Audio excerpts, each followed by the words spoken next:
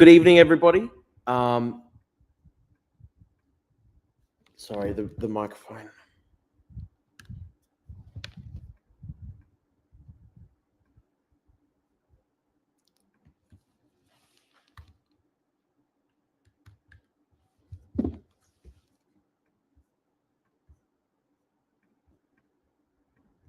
Good evening, everybody. How's that?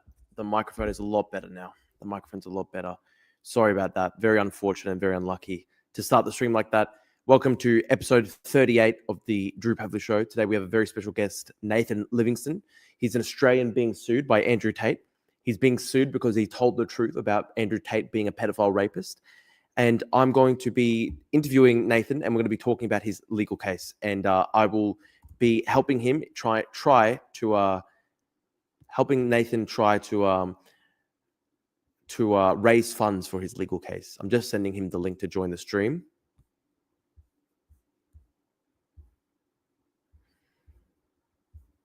And I see a comment. Ianos says, "Yo, Pavlos, good morning." Good morning, Ianos.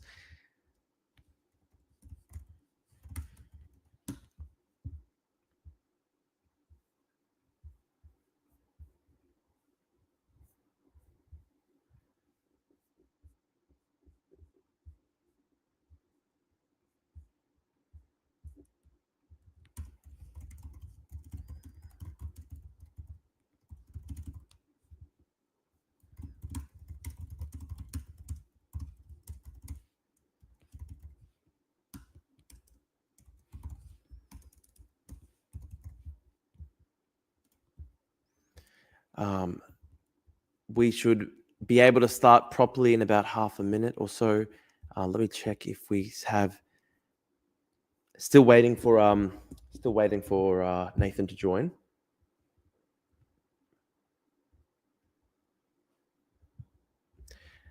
Fly today. That must be our friend from Twitter.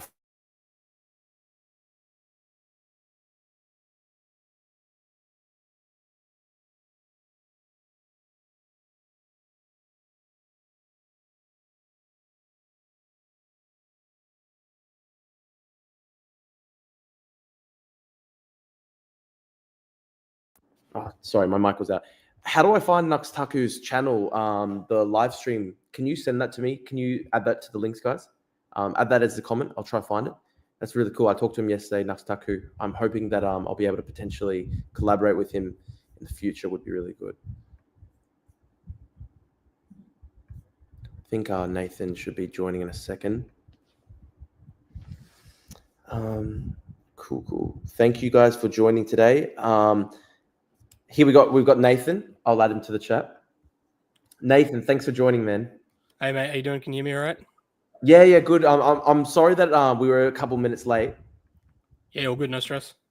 How is everything? Do you want to share the link one more time to your supporters and everything? It'd be great to have some of your guys come and join the stream as well. I've just got my mic playing up. I'm just trying to fix that up.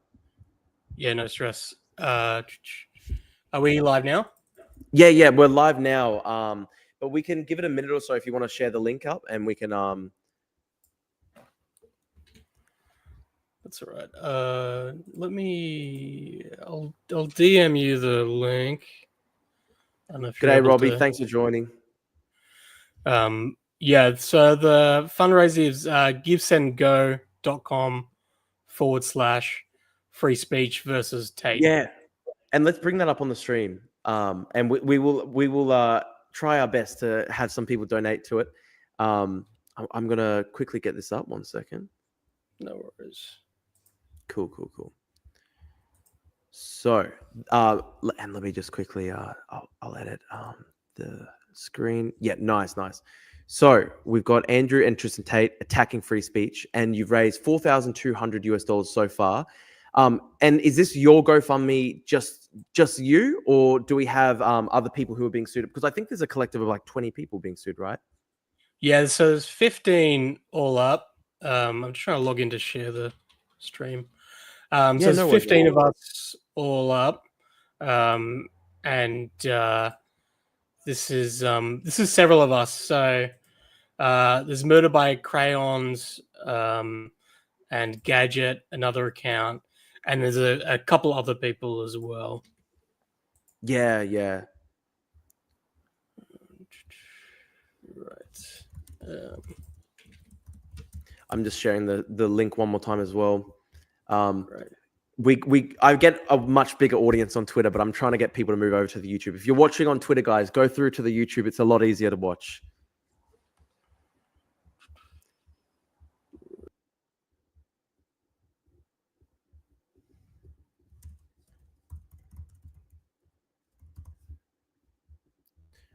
And we'll get into it, Nathan, and you can tell us your whole backstory and everything once we're ready.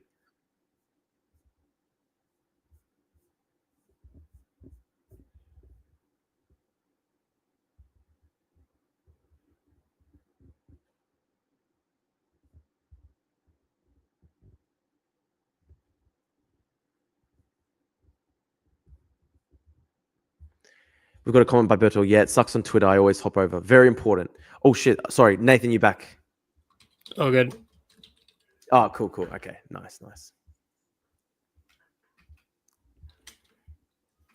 Yeah, if you're tuning in now, just give it a minute, guys, because we're just going to give it like a minute before we get into it. Nathan's going to share the link out as well. I'm just going to post it up as well.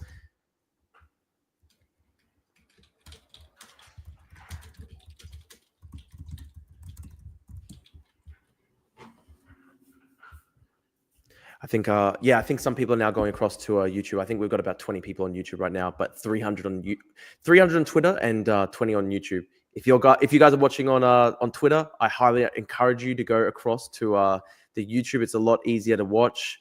It's a lot better. Oh, cool! And you're also streaming to your Twitter as well, Milkbar. Yeah, that should be good now, I think. Yeah, awesome, brilliant. Cool. All right. Let me know when you're ready to start. We'll get into it. Yeah, let's do it. Yeah, cool. So Nathan, tell us a bit about yourself, first of all. Tell us, how you got into this, because you are a conservative guy. You're of the right. And obviously Andrew Tate, he's sort of positioned himself as this sort of right-wing hero. And so you've obviously bucked with the trend of some people on the right sort of doing apologia for Andrew Tate. You've actually gone head on against him.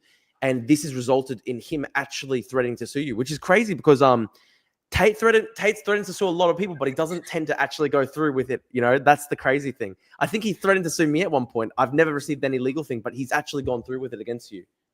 Yeah, we should discuss that because I'm wondering why you're not part of this lawsuit. Dude, I don't know why. I really wish I was. I like literally let me put it in. Let me literally lay down a marker. I bloody wish I was. There's an influencer called Misfit Patriot, and he's a MAGA guy, and Right, yeah. he's been lumped in with the lawsuit, and I feel like that place is the place that you would have had. I felt like if they had done it around when you were going really hard. Dude, I went hard against him. I had a video. I think I reshared one of the videos. I think I might have originally seen it with Crayon. Crayon might have shared it, and then I reposted it. It got like 30 million views, and it was basically, I think, Andrew Tate essentially just talking about raping underage girls, like teenage girls. Yeah, that was my video. That video is in the lawsuit. That's amazing. But for some reason, he didn't go against me, and he literally threatened in the lawsuit. I mean, he threatened on Twitter. He said, "I'm going to add you to the lawsuit. I'm going to sue you." And for some reason, it never happened. And I'm actually disappointed. I really wish I could have been sued by him. Yeah, well, we can get into it. I mean, for me, the backstory. I was an independent filmmaker, so I wasn't an overly political guy. The films that I was making weren't in any way political, and I wasn't on social media. And then COVID hit, and then I mean, you're Australian. It was pretty hardcore down here. It was brutal. And I was in Melbourne, and so I didn't like a lot of what was happening. It was brutal in Melbourne. It was very brutal in Melbourne. Yeah, by the time it got to vaccine mandates, I'd kind of just had enough of government intervention into every aspect of my life that I made the decision on principle that, weighing up the pros and cons of the virus, I was young and healthy, that I didn't see the virus as much of a threat. And so I decided, do you know what? I'm not going to get the COVID jab, and I'm willing to lose my job over that. I didn't feel like the government had that right to be able to say you got to get jabbed or you're going to lose your job. So I took that stand, and I lost my job because of that. Look, you are a young guy.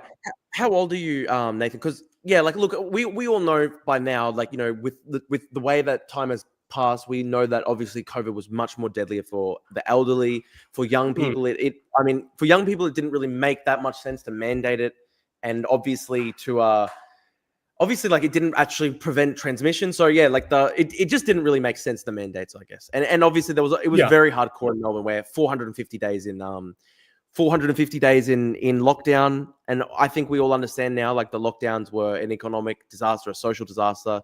It just never made sense. Because I understand your point. I mean, I certainly criticize the authoritarianism of the Australian government. I never went like fully hardcore, like, freedom movement or whatever, but I understand where you're coming from here. And like, I'm not one of those family members who I'm not one of those pandemic guys who thinks, the virus I get you. And I'm also one of those guys who thinks that, the COVID vaccine itself is some kind of like poison, I think overall the COVID vaccines were a net benefit to majority of people. But I just weighed it up personally for myself, and I feel like there was enough information already there that that showed that it didn't stop transmission. So I also didn't feel like my decision was impacting anyone else. So weighing everything up, I decided I'm not going to get jabbed, and I lost my job because of that, and then I started making videos after that. What was your job before then, out of interest? I was a forklift driver. So that's the funny thing. Right. Yeah. That's the funny thing is that I'd been working not consistently. I lost my job. I lost 2 jobs throughout the pandemic because they had to cut casuals and for whatever reasons. But I still kept working throughout. I was still given the kind of the license thing to be able to work. So that was the other funny thing, is that it seemed perfectly safe for me to be able to continue working while there wasn't a vaccine, and then when there was, apparently I was a danger on my little forklift. It was all a bit. It's not like you're working in a hospital or anything, but like, so I understand, like, that's how you got into politics. So how did you go from that to fighting with Andrew Tate? Because obviously, like, that's a pretty big step, and you've paid a pretty hefty price for that. Well, I think that's the thing. It's the circles I was floating in that time, they're the ones that embraced Andrew Tate, because he was saying all the right things that they wanted to hear. They wanted to hear this idea of, like, let's fight the globalists, and the COVID jabs. They're trying to kill you with the COVID jabs, and all this authoritarian, all this stuff. So he was kind of embraced by that group of people. That helped him get a lot. Like, that helped him boost his numbers on social media a lot. I think that helped him rise to fame. He still uses, he still uses that as look, see, I'm getting attacked by the Matrix. Remember what they did during COVID? That's still what they're doing. So he still uses that, like, as an example, because people can understand that framing. The best way to think about Andrew Tate is as a scam artist or a con artist. For sure. That's what he does. He's like a chameleon, where he'll adopt anything.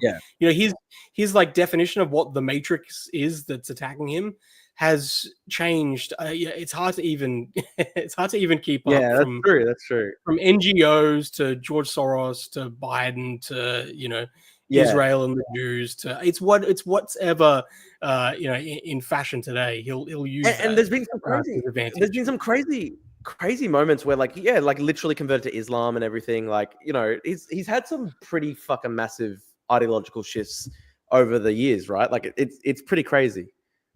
That's the other thing. It's that, he went from being he was a kickboxer to then a reality TV star. He went on thrown several off the reality show. TV shows. Yeah. Then he was thrown off those shows. Yeah. he got thrown off for this video, which links back into, that's the one that you shared. So he's like a reality TV star, to then he started doing this webcam business, to then he started doing the courses thing, because that was big, selling courses on everything. He sold courses on everything. To then he started getting into like the podcasting thing and into this kind of like guru type stuff. And then that's when he started being embraced by more of the influencer type scene, and like Aiden Ross, brought him on and introduced him to his fans. And so he's this kind of shapeshifter where he'll jump around and he'll, use whatever there is to his advantage. But I only took notice of him first, I think it was with the Piers Morgan interview, with his first one in 2022. And I only kind of knew him by his reputation as a misogynist who kind of said terrible things about women and was very kind of retrograde. Of course. And I was pretty unimpressed by that interview. I thought he was a loudmouth, and it was hard to tell what was bravado and what was real. And then it was the Tucker Carlson interview where I knew enough at that point in time that he was lying in that interview, and he's lying about simple black and white things like what he was charged with. He claimed that he wasn't charged with sexual assault. I don't know what you can say on this. You're on YouTube, so I don't want to get you. No, you can talk about it. No, to be honest, YouTube's actually not too bad. Like I haven't had any real trouble so far. Like, okay. But talk more. You can talk very freely about this, I think. Okay, well, Tucker Carlson point blankly asked, "You're not charged with rape, are you?" And Andrew Tate said, "No." Yeah, which is a straight up lie. Yeah, straight up lie. Two continuous acts of rape. No, like this is black and white. There's no room for interpretation here. And that interview was littered with lies. And the more I looked into it, the more I realized just how much he was lying. And so that's what prompted my first video that I made. And that went really viral, especially with people on the right, because I think I have more followers on the right. Yeah. Being right-wing yourself, being right-wing yourself, being conservative, you actually know how to speak to them. And honestly, I want to commend you, right? Because I am somebody who more comes from, I guess, like the moderate sort of left and everything. And so when I see somebody who's on the more conservative side of things, but they're actually principled, they're actually willing to take on grifters like Andrew Tate and stuff like that, like I have immense respect, because unfortunately it's a real disgrace and it's a real shame how so many people have fallen for him, like, in big sections of the right. I mean, we literally had Trump literally helped him get out of Romania, which is crazy to me. So I have a lot of respect for it.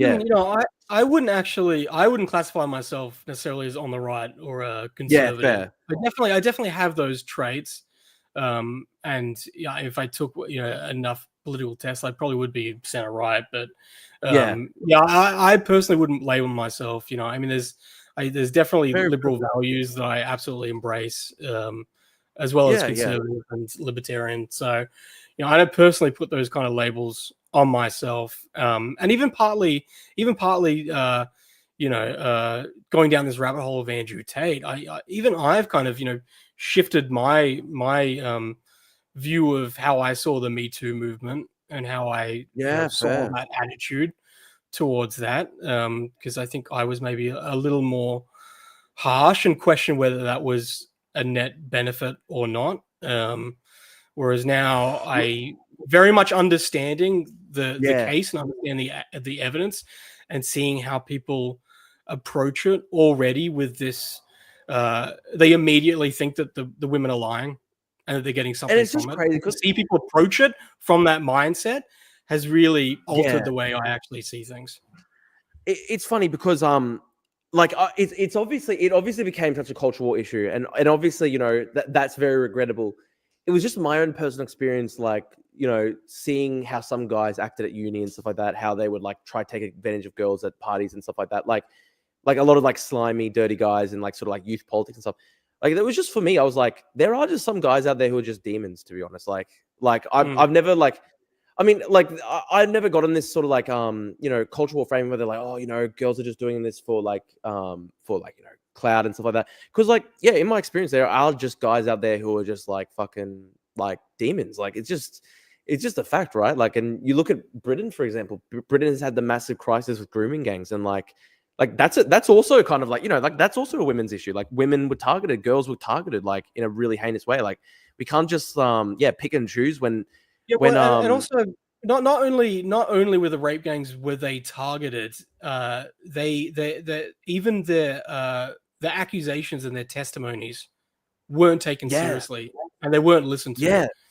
And I think that's an important thing. I mean, if there is probably the biggest net benefit from the Me Too movement is the ability for women's accusations to be taken seriously.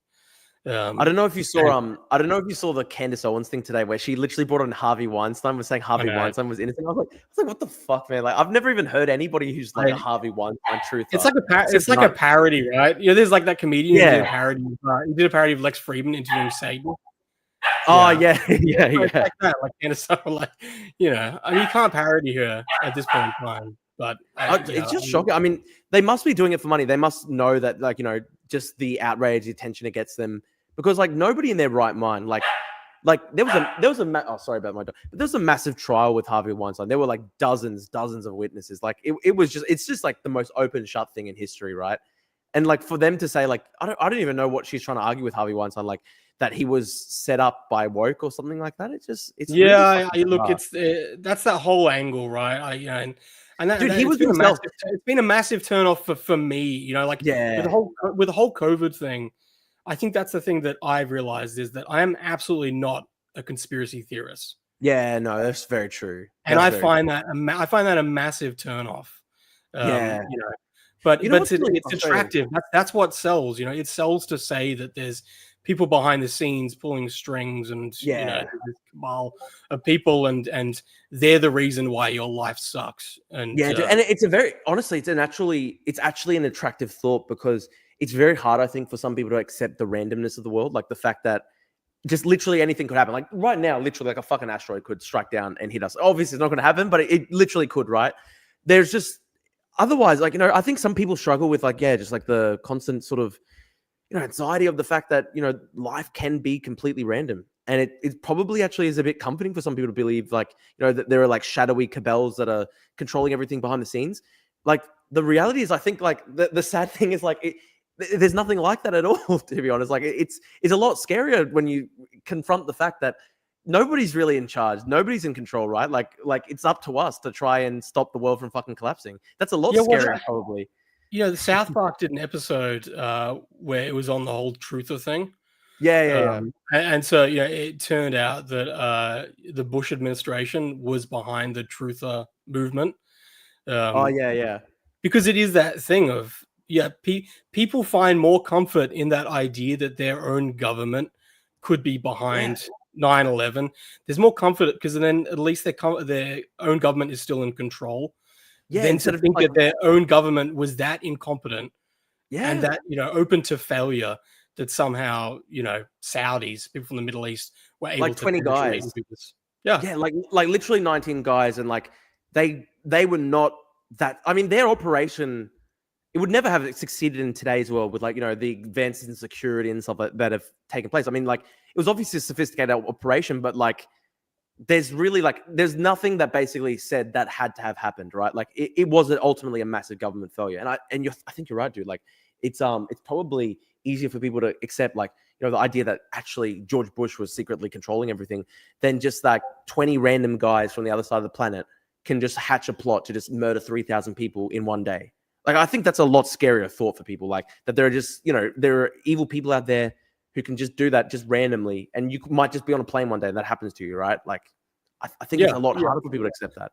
And that's where you then have someone like Andrew Tate, who then exploits that. He exploits that to be able to launder his past, and then use that to be able to say, I'm not a criminal. I'm not a human trafficker. I stopped doing webcam, over 10 years ago. There's no evidence against me. No women have ever spoken out against me. They contacted every woman that's ever been in my life, and they only have good things to say. So it must be this cabal of shady people that are taking me down because of the things because I'm because I'm a truth teller, because I'm equipping men with, all this knowledge and power to take on the world. It's just, Yeah, it's so crazy. It's dude, it's sad. I don't know if you remember this, or maybe I'm not sure if you saw this, but like, do you remember when SBF had his downfall, like that crypto lord, and he had a massive downfall, and I remember it got leaked in, I think it was leaked in like the court transcripts where like they had like a piece of paper that he like wrote to himself when the scandal first blew up, where he was basically brainstorming ideas how to get out of it, and he like literally had one of his talking points like, come out as anti-woke, go on Tucker Carlson, say that I'm being persecuted by wokeness. Like, dude, it's almost like the last refuge of the grifter. I think it's like the same with Russell Brand. Like, Russell Brand was accused of rape, and then suddenly he becomes a born again Christian. He's appearing on stage with Tucker Carlson. It's just strange how like all these guys. Look, the moment that I started seeing Russell Brand,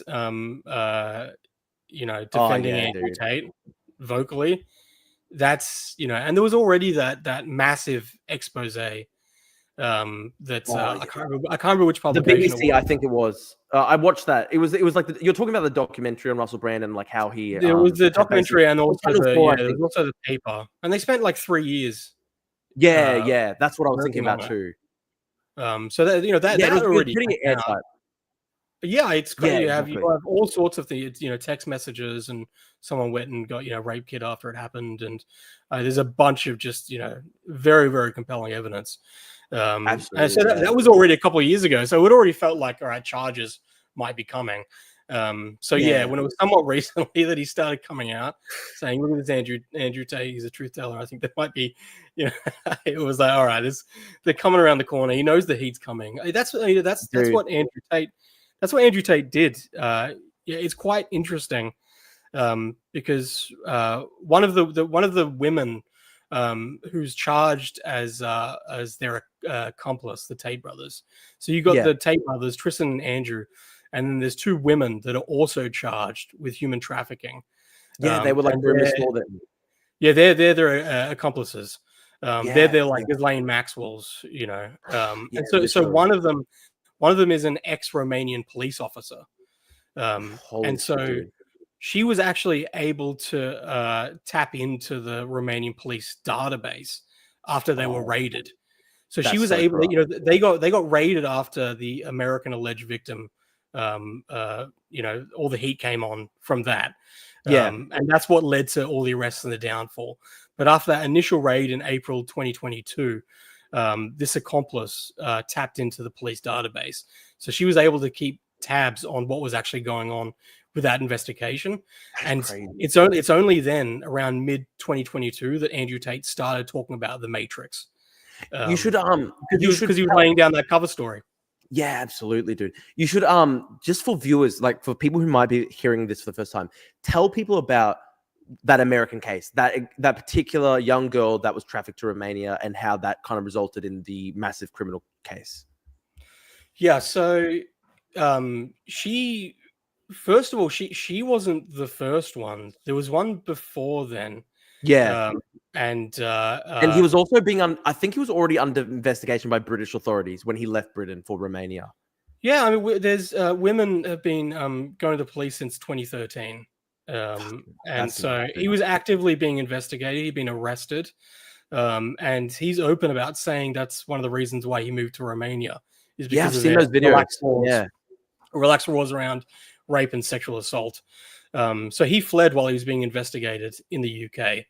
And then, I think it was 2021, I think, when one of their alleged victims, and this is on verified chats, it's in the indictment. It's actually available. You can read this. And it's between Tristan Tate and their two accomplices, where they discuss how one of the webcam models didn't want a webcam anymore. And Tristan Tate says, throw her out if you need to hit her. And they were saying that they recently paid for her breast implants. So one of the women even tore her wounds that were recently sewed up from the breast implants and opened them up because they paid for that and they wanted to get the breast implants back. And they threw her out like half naked, and she ran to the Romanian police station. And now one of the police officers in this Romanian police station actually went to the same police academy as the accomplice. Wow. And they then managed to sweep it under the rug, this woman's complaint. And these police officers were actually reprimanded because of this. So Andrew Tate talks about corruption in Romania, but that's the thing. He's actually benefited from the corruption in Romania. And he bragged. I saw those early videos, and this was actually a couple of years back, but there were videos where he was bragging like he owned Romanian politicians. He was paying the mafia with the casinos and shit like that. Like he was actually bragging on Twitter. There was just the Romanian presidential election. The guy who lost, Andrew Tate. Simeon, you can read it. You can repeat it. The reports. He was on prison calls attempting to bribe Simeon. Right. Yeah. That's how far up it goes. So then. They managed to kind of sweep that under the rug, and then a year later, this American alleged victim from Florida, Tristan Tate, met her online. He went over there and started seeing her, and then he convinced her to come to Romania. When she arrived there, they put her up in a house with these other girls, and based on her testimony and other evidence. You can see that Tristan Tate attempted to try and pressure into getting into OnlyFans. And this girl was smart enough and wise enough to see what was going on in that house. And she spent a week in Romania and figured out, hold on, I need to get the hell out of here. And so she hatched this plan to escape and also to bring along another one of the women who's also one of the alleged victims in the case. And so they hatched a plan. And now what happened was this American victim spoke to a friend who's a Marine, and she said what was going on. Now, but with this Marine, because of his, being in a Marine, he has a code that he has to follow. And that means that if he's told about something like this, he needs to report it. And so because of that, he then reported it and contacted the Romanian authorities. And that's then what led to the raid. And then from there, that was April. That's when the Romanian authorities started investigating. And then in December, that's when they arrested the Tate brothers for the first time. And then they were indicted for that first case in July. Yes, and one of the extraordinary things here is like there's literally just like hundreds of videos where they're like literally bragging about this stuff. It's so incredible, right? Like they literally were just bragging about this stuff so openly, and so it's just crazy that like there's anybody who can deny, like literally in their own words, like they're in their own words saying, yeah, we take these girls, we force them into the job. That's where we're making all our money. Like they were really open about this stuff. Yeah, and that's kind of what I did when I realized just how much there was. That's the thing, that they taught courses on this. So they taught courses. They taught courses on the PhD method, which is called the pimping hose degree, which is this test that they apply on girls to see whether they're susceptible for manipulation or not. So that's the whole thing, right? They engage with the girl and they use all these techniques. It's kind of like a Can cult. You see this comment, dude? Someone goes, people need to realize manipulation is not illegal. What a fucking idiot, dude. Like if you manipulate a girl into like fucking sex trafficking, like yes, it is illegal. Fucking retard. That is what sex trafficking is. If literally, if you have that, if you fully have that intention to lie to someone, or with the hidden agenda of then manipulating them into working for you. And then you taking. I can literally bring up the Wikipedia page, dude. Like it's literally the definition of it. Sometimes victims are brought into a situation of dependency on their traffickers, financially or emotionally. Like that. It's literally like this is the definition of it. Literally the definition. Yeah. Let me send you. This. Because that's the thing, right? There's a actual three parts of the human trafficking. I think I know what you're talking about. I can send it to you, and that's the thing where it's like it's acknowledged around the world that this is what it is, and it needs to fit these 3 criterias. But you got to have an act. Yeah.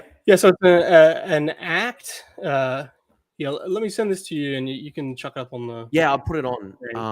Are you gonna send it over Twitter or? Let me DM it to you. I think cool.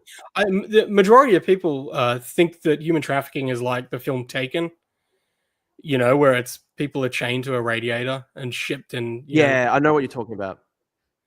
And that's just not what the majority of human trafficking actually is. Yeah, exactly. Because there's also so what they're charged with, the Loverboy method is actually one of the most common. It literally is. So you can see that there. Yeah, the means: threat or use of force, coercion, fraud, deception, abuse of a position of vulnerability, giving payments or benefits, abduction. Like as you can see here, there are multiple methods. The most transparent and brutal, which is somebody literally trained to a radiator. That might not actually be the majority of cases, as you said, like the lover boy tactic, where women might be emotionally manipulated into a situation where they then cannot leave. That is itself a form of human trafficking that's widely recognized. Yeah, and so that's the thing for me as a filmmaker, to see that there's that much footage of them self-snitching. I was just like, this is endlessly fascinating to be able to cut this together. Primarily I've been making compilations of Andrew Tate in his own words. Exactly. Pretty much confessing to the crimes that he's charged with. And so my goal with that was, I'm going to use all this footage and then I'm going to cut them down into small bite-sized videos, and each of them is its own subject matter. So you can have how this is him confessing to the definition of what human trafficking is. We can watch some of these. Let me try and bring some up. I've got one here. I think this is like a 5-minute one. Oh yeah, okay. This is a really good example. Okay, I've got this on your Twitter, and we can just watch some of it back. Yeah, you don't have to watch it all. Some of them along. Do you have a YouTube channel or anything, Nathan, or is this mainly through your Twitter? It's mainly, I do have a YouTube channel. I feel it's pretty throttled, so I've got a bit fair. With it. But there are a lot of those videos up on there, so you can. It's Milk Bar TV on YouTube. Yeah, I'll bring the most important girl. So I'm here now. I'm here to tell you a little bit about me. So let's begin. My name is Irina. When is it? September, right? September, yeah. Date. Damn. Dude, she's 2 years older. 2 years older than me. Is she? Yeah, that's young. Tell me, look, man. Say it like you mean it. Oh, I was contacted by a source showing a video of Andrew whipping a woman with a belt. Andrew has had to leave the Big Brother house. Despite him claiming that it was a consensual sex game, people thought, this it looked a bit creepy. The video with him and his girl, when the what do you call it, the belt. That when you got kicked off of Big Brother or whatever it was in 2016, but that video is from 2012. Videos from 2012. 10 years ago, he's 25. 25. Dude, that's so heinous, right? 2012, she was born in 1997. That's 15. My God, that's the definition of, my God. The video was him hitting the girl that was there when I lived there. She's been working for him on webcam before I knew him. Yeah, that's how it started. I met Vivian in Slovakia. Because I'm from Slovakia. I moved her to England to be with me to start doing my webcam company, which I started. Vivian's been with me 6 years. Vivian's like 21. Dude, 20. Yeah, so she was 21 and he said she's been with me for 6 years. She's 15 when she starts. So he's trafficking a teenage girl who is below the age of consent. This is straight up a heinous crime. Really heinous crime. Yeah, in that video, he himself says that he's been with her for 6 years when he's 21. Yeah, these are his own words. 21. That's the thing. I just think people think he's smart. He's a complete moron, Andrew Tate. He says stuff without thinking, Yeah. And so there he's admitting to being with a minor at that point. The crazy thing is that's what got him kicked out of the Big Brother in the UK. Yeah, all those years back. Yeah, this is back in 2016. So those videos surfaced, and that's what got him kicked out. And that's the thing that's quite shocking. Absolutely, dude. It got him kicked out, and even then in 2016, they knew he was a pimp.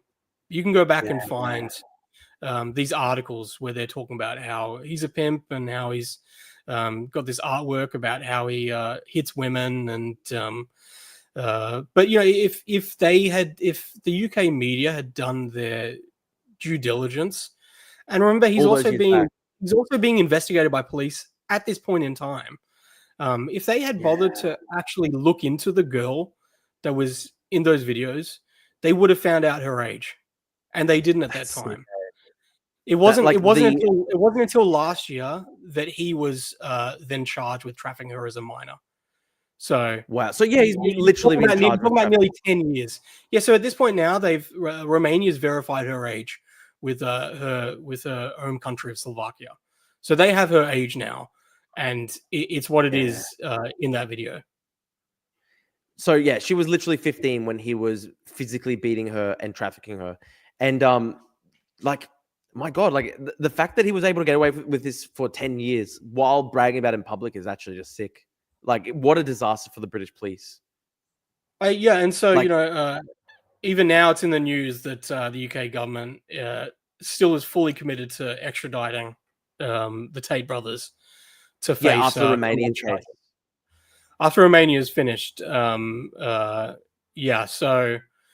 can you tell us a bit about the Romanian case? Because I've heard they've claimed so many different times saying, "Oh, the Romanian case is finished. We've already beaten the Romanian case," which is just not the case at all. Can you give us an actual update of the Romanian case? Yeah. So the first case is the one that I described to you. And so there's 7 alleged victims in that case, and Andrew Tate is also charged with rape, and Tristan Tate is also charged with instigating violence because of that episode that I told you about him telling the accomplices to hit them. And that woman who did allegedly assault, that woman is charged with assault. And there's additional crimes as well. This is another thing that's shocking. And that woman that I told you about who escaped and went to the Romanian police, and they swept it under the rug.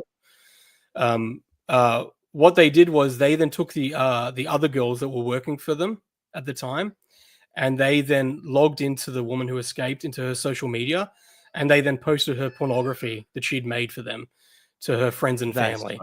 And they did that as a warning to the other. They did as a warning to the other girls. This is what happens if you attempt to escape. So they also really straight organized crime tactics, straight gangster tactics. Yeah, so it's like that's manipulation. That's that's massive coercion at that point in time.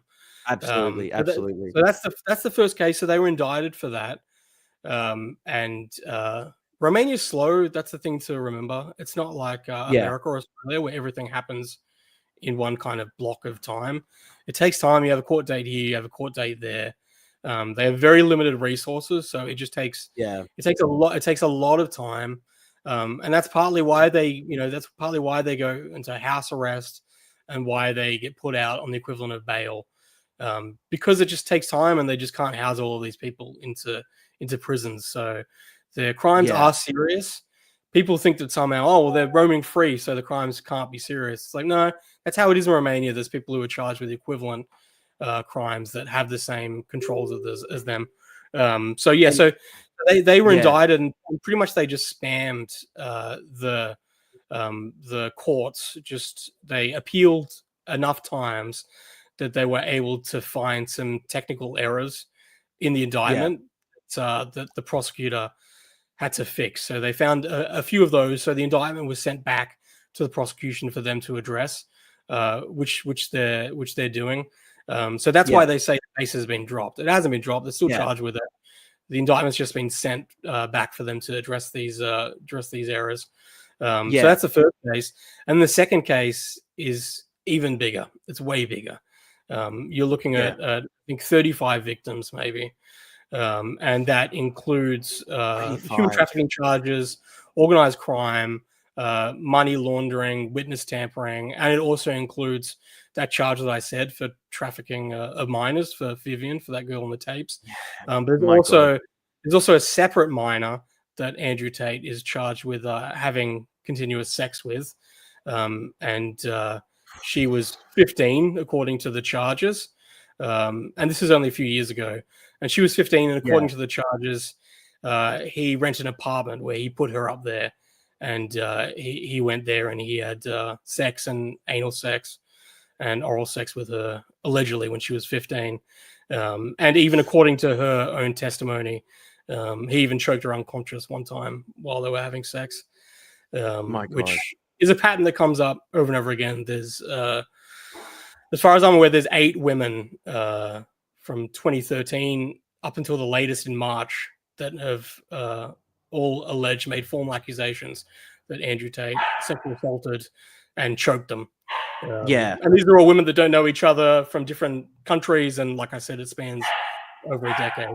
So the current status is there's 2 criminal cases in Romania. They've been formally charged with both.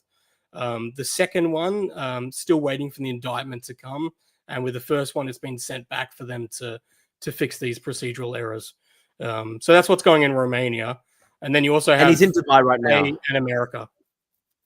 Yeah, there's the American case, because this is the crazy thing. When the Trump administration pressured Romania to allow them to leave the country, he flew to America for 2 weeks, and he then had a case against him in America where he was accused of sexually assaulting a woman. Was it in Nevada, I think? California, yeah. And that's 2 weeks, literally 2 weeks. And that's insane. That's just like totally insane. Yeah, you read her because she made a police complaint, and she also has sued him as well. And you read her lawsuit, and again, she's the latest one who alleges that he choked her while they're having sex. So common pattern. Yeah, she has photos and she has texts where he's admitting to it. I saw the text. And that's the shocking thing, is that the Trump administration pulls strings and intervenes in the Romanian prosecution, and then it appears that he can't even go a month without doing this. And she alleges that he can't get off sexually without degrading women physically and verbally. Dude, he's not. I mean, he's just like a massive. He's like literally a massive threat to society. Like it just literally appears to be the case that he just literally can't go anywhere without threatening women. And you know what's actually sad? I mean, he's in Dubai right now. I think that would be a lot harder for women to hold him to account in Dubai, because I've read stories about where, like, you know, the Dubai authorities have actually like punished women who've reported rape and stuff like that. They actually punish the women. So like, it's kind of scary to think about like what he might be up to in Dubai right now. I can't imagine. Honestly, I can't imagine. I've heard people say things. In my mind, from what I've seen of the evidence available, I think he's a true psychopath. So it's incredibly disturbing, the amount of prominent media personalities and influencers who have embraced him and introduced their massive audience to him. That's why I think these people are in denial at this point in time, because I don't think you can show evidence to them to convince them that he's guilty of this, because it would mean that they have to seriously question how they could embrace someone like this and not realize that they've been manipulated. There were a number of like conservative right-wing influencers who actually like went over to Romania and visited him. I remember like Cernovich, like he was posting about how he like went over to Romania as just like, you know, by himself without his family, just staying with the Tate brothers. And like, you know, that is itself pretty damning. He was in business with them. He was selling his caffeine, whatever it is, you know, those pills with him, and he was going to war room events. He was in tight with him. Cernovich has been somewhat quiet lately on the Tates. And I remember he even gave an interview with Michael Malice back in 2022. I think it might have been before they were even indicted. And I remember in this interview, because I watched it back recently, Cernovich actually says what I'm saying, where he says, if it's true, if he is a human trafficker, then I'm going to be very disturbed that I didn't pick up on that. It didn't pick up on it. Of course. We can quickly play this video back. I think I might have got this from you actually. I'm fucking all these 16. Dude, isn't it crazy? He literally just says this in 16-year-old women or 18-year-old women, whatever the law is in America. 18? It's 18 usually. You get married at 16. All right, in Romania, it's 16. Sorry. Yeah. So if I'm fucking all these 18-year-old women, blah, blah, blah. Like, just the arrogance there. 15 catches himself, says 16, then says, "What's the law in America? 18. All right, 18." And the open contempt he displays there, like for the actual process, where he goes like, "Oh, whatever the age is," like as though it doesn't mean anything to him at all. Like just the arrogance there is insane. Well, that's the clip of like where he says, "This is Vivian. I've been with her for 6 years. She's 21." It's the same thing where he doesn't catch himself because this is just so normal to him that he stops to realize, oh, hold on a second, this is actually unacceptable to the mainstream world. So this is the one that I shared, and I think this actually to this day like my most viral Twitter post ever, 33 million views, which is crazy. And Yeah, I remember I commented underneath because I saw it go off and I was just like, you ripped it off from me. Yeah, no, dude. I honestly, I apologize for that again. It was literally just like my fucking ADHD. Like I just saw it, reposted it, didn't even think of it, and I didn't even think that it was gonna fucking blow. I remember I went to bed and it was like, I woke up and I just was like, holy shit. And I did say, like, produced by the Milk Bar, got 2 million views. Yeah, you did end up crediting me, and at the end of the day, with the Andrew Tate stuff, I'm happy that it gets. I'm just happy it kind of. Yeah. No, and again, I apologize in the first place for I have no hard feelings about it. But I think this was like literally the point. So this was July 2024 where he said, "You mean this girl who's literally in my defense? See you in court, Drew." And then he just started like bragging about he was going to sue me and shit like that. He said another one as well. He said another one where he said, I'm going to take everyone to court. Who's saying? Yeah, and it's so strange. He also said, we'll just wait till I turn up with her passport and show you. And he never did that, right? Still waiting. He then got charged. I think it was a month after this that he got charged with trafficking her as a minor. Yeah, holy shit. Let's watch this back. For viewers. There's a video from 10 years ago that showed me in a sexual act with one of my ex-girlfriends. There's a video from 10 years ago that showed me in a sexual act with one of my ex-girlfriends. From 10 years ago. Stupid bitch. I didn't say the word. Did I say listen? Hello everyone. I just wanted to say something about the video that's been released recently about me and my ex-boyfriend Andrew Tate. Andrew is my still great friend. What you guys saw on the video, it's just what we used to do. It was just pure game. He's a great guy. He would never hurt anyone. So and then in 2024, someone asked her, "How old are you?" She says, "There's a video from 10 years ago." So if you then 26 take 12 again. That showed me in a sexual act with one of my ex-girlfriends. Just what happens, you don't listen. Look at the camera. Why are you getting hit? Why are you getting beaten? So he was 28 in 2012. Listen. You. Do as I say. There's a video from 10 years ago. Oh, God. So that, I mean, based on that, this is the crazy thing. Based on that calculation that he gives, she's actually 14 in that video. Ago that showed me. She could be. It just depends on when that video is made. Exactly. Yeah. Whether it's 2012 or exactly. One of my ex-girlfriends. It depends on where. If I said it was a game and she said it was a game, who are other people to then comment on our lives? It was between two consenting adults. We decided to do something ourselves. And we both agreed it was fine. So yeah, in 2022, she says that. In 2022, she says she's 26. The video was filmed. That was last year. Yeah, no, sorry, 2024. Yeah, so in 2024, she says she's 26. Yeah. The video was produced in like 2012. Yeah, she's 26 in 2024. Take 12. Yeah, exactly. That's just which I mean, like she could just be saying her age. Who knows? Women lie about her age, but that's where it is corroborated with what he'd already said was her age at that point in time. Yeah, again, and then we now the latest best information we have is I think 1997 she was born. So which would have meant in 2012 she was 15. Yeah, even her father gave a statement to Romanian authorities. Wow. Now he said that she wasn't a minor, and he seems to back up the Tate stories.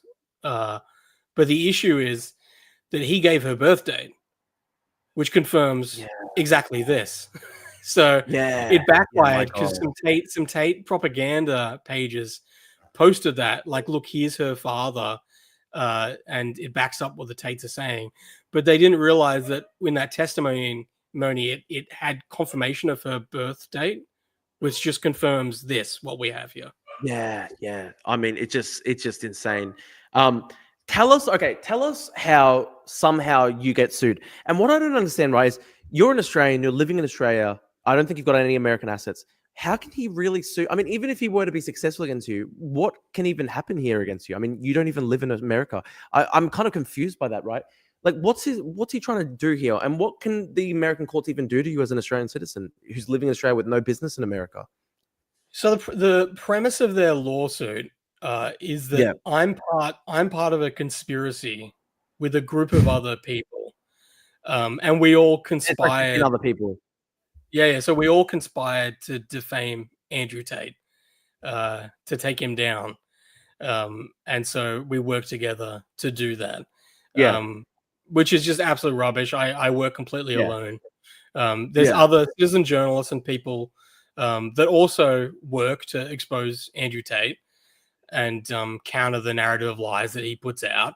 And so from time to time, we'll bounce off information, but it's not as if we work together as part of a team or anything. Exactly. I'm completely independent. They don't have any editorial control. I make my videos myself. And even when I shared it, dude, even when I shared that video, like, I literally had just seen it on your thing and just reshared it. Like, there's no fucking grand conspiracy. It's crazy, and it's crazy as well. So even part of the group that are in there is a lawyer representing the 4 alleged victims in the UK that are taking him to court. How can you sue the lawyers? There's even one of the people who's part of NCOSE, the National Center on Sexual Exploitation. So someone who's part of that organization is also part of this group. She was just at the White House because they brought her along because they were celebrating NCOSE as part of the job they did in countering sex trafficking. Anyway, she's part of it. It's a whole mixed bunch of people. It's completely rubbish. It's just purely about intimidation to silence us and to send a message to anyone else that's speaking out against them. And it's absolute proof of how they've completely lost control of the narrative. They've gotten this desperate. They have to do something like this. But the idea is that because I think there's one person that lives in Florida that's part of this group of people. They then can set it in Florida. And then the idea is because we've posted things on social media that people in Florida have seen, that then somehow means that they can then, put it into Florida. And there's some long arm reach of the law. Why Florida? Out of all the US states, why Florida, do you think? I think because they're able to get away with a lawsuit that's this ridiculous. I think most states they it wouldn't be. They'd look at this and just be like, "This is throw it out immediately." Yeah, exactly. But I think Florida maybe is a little bit more wacky that they're able to submit something like this. But as for me being Australian, that's the thing, is that I could choose to ignore it. And then what would happen is it would then go to trial. And I wouldn't be there to represent myself, so then I'd be found guilty of defamation. Would you be found? I mean, technically, can the judge? I mean, the judge could still technically find against Tate, right? Even if you weren't there. I mean, based on the evidence, but obviously it's much harder. Obviously, it's obviously it's a way worse position to be in if you can't even legally defend yourself. It is, and so that's the thing. It's I don't want my reputation ruined by being found guilty of defamation. In an American court. When I haven't committed defamation, and give them that win to be able to use that. But also, if I'd then be have to pay damages to the Tates. And if I then didn't pay that, which again, I'm in Australia, so technically probably they wouldn't be able to actually get me to pay that. But you could probably never go to America. Yeah, I'd be found in breach. I'd be found of contempt of court, and it means that I definitely wouldn't be able to visit Florida and maybe not America itself.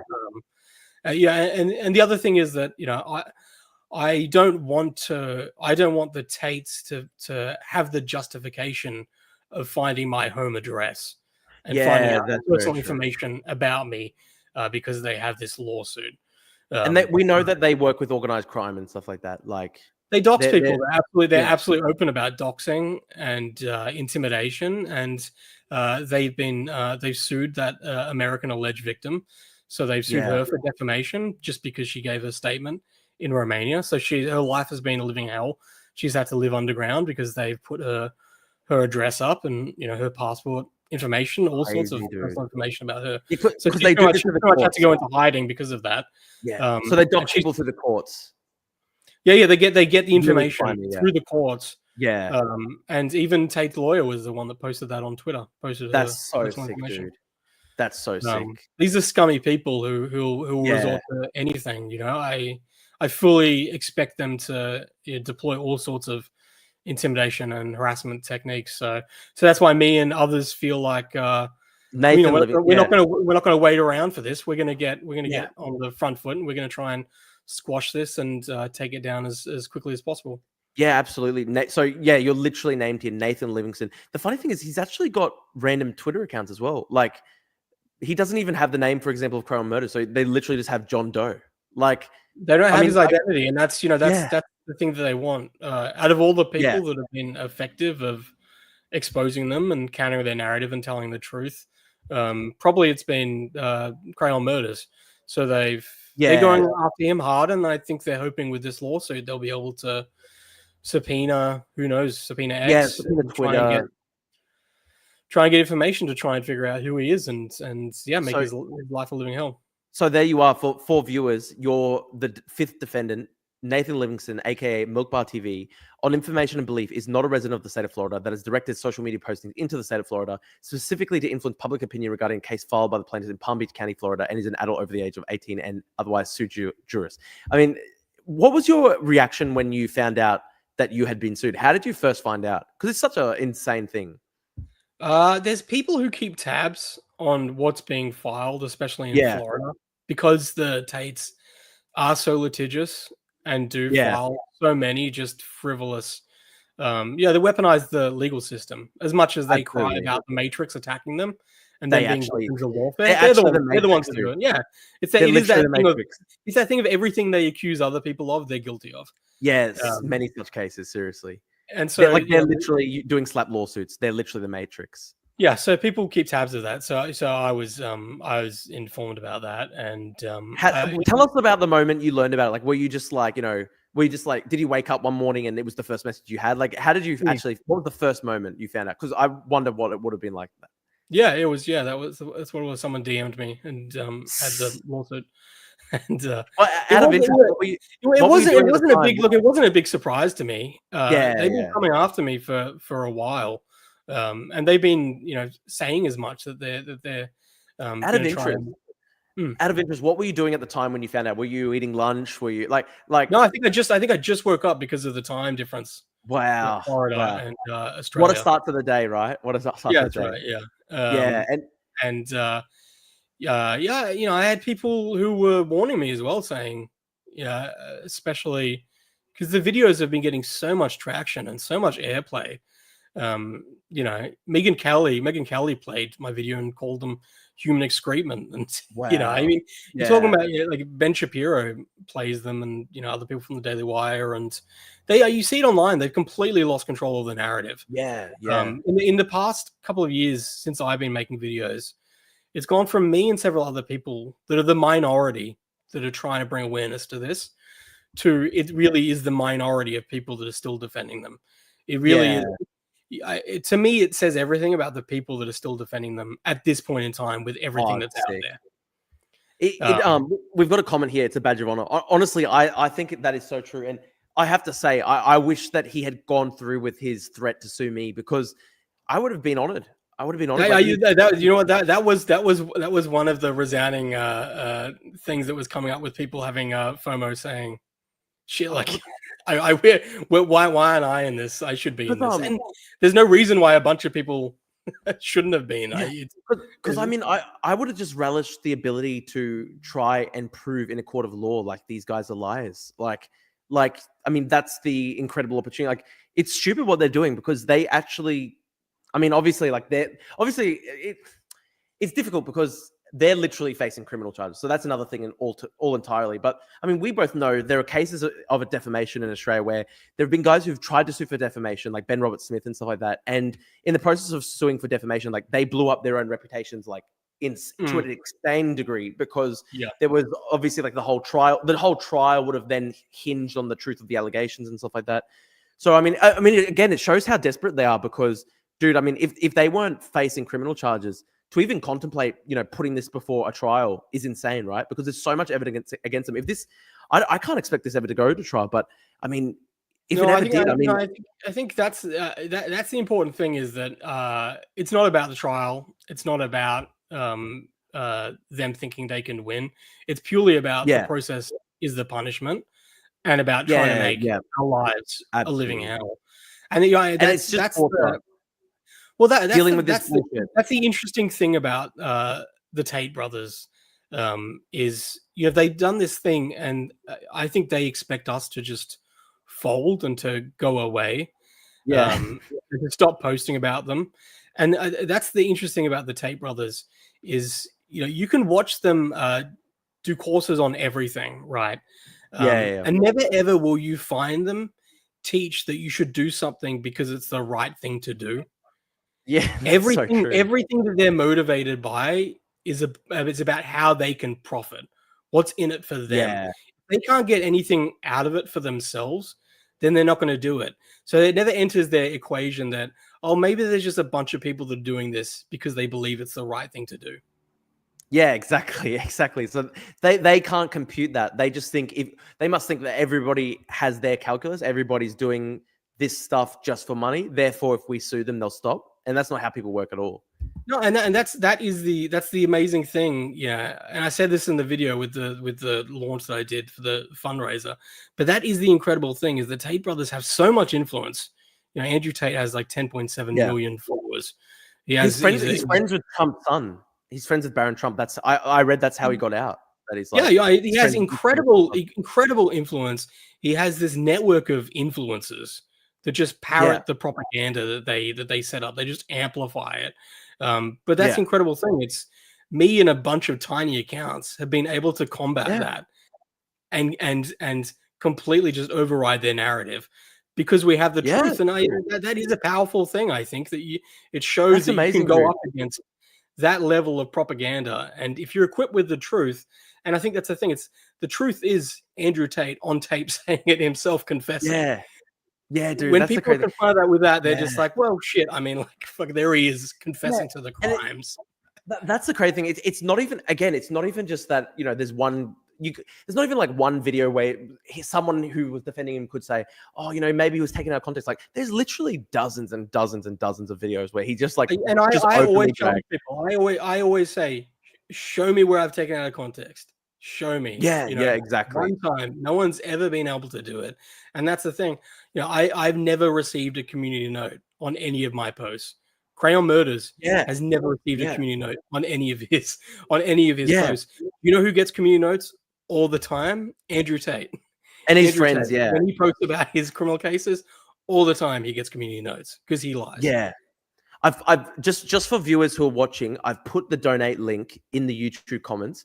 I highly recommend everybody watching should chip in as much as you can because look, these guys, they're just the quintessential examples of fucking bullies. Like they just think because they've got all this money and this wealth and this influence that they can just go after random small people around the world who have had the gall to just challenge the propaganda and just trying to just for trying to tell the truth, right? It's so sickening to me that this is how he tries to go after some random Australian guy who has done nothing but just literally clipped his own videos back to him, right? I mean, I've got I've got to finish up, but let me just send you this Yeah. video, Drew, and just Please just do, yeah, play, please do. play this before I finish up, because this is Please again, do, yeah. this is an example of Andrew Tate self-snitching, where he just openly says how he uses lawfare to silence people that speak out against him. Absolutely. So play this, because it's just another example Yeah. where it's just dead to rights. Here the guy is just admitting that it's not about winning. It's not about, he just does it because he can. You can't hide in this world. Yeah, dude, it's actually crazy how many examples there are of this. I know. So many. Like, this is the funny thing, dude. I don't know if I've ever seen somebody like this like blatant in their self-snitching. Hey, I spoke to a lawyer who's representing the alleged victim in America and who works for Nkosi, and I asked her, have you ever seen anyone with this amount of self-snitching? And she said, the only time I've seen this is when we litigated against Pornhub, because Pornhub had descriptions of like minors, and so they had it brazenly in the descriptions. Yeah. And she's like, that's the only time I've seen it where it is that evident of self-snitching. But as an individual, she's like, I've never seen this before. Yeah. Before we play this last video and end it, I wanted to ask you one last question before we do this interview, right? This video. So we've got this comment right by Big Finker. It's like, it's wild how someone with such little self-control has managed to fall up so much. This is actually a good question, right? How the fuck did this guy get to this position where he's literally like friends with the president's son? He's got this amount of influence over like literally millions of young guys across the world. Like, dude, like here's something that, maybe I haven't talked about much in the future. Like, I know young guys, like literally family members, extended family members and stuff. Like, I know one family guy, like I know one extended family member who converted to Islam because of Andrew Tate.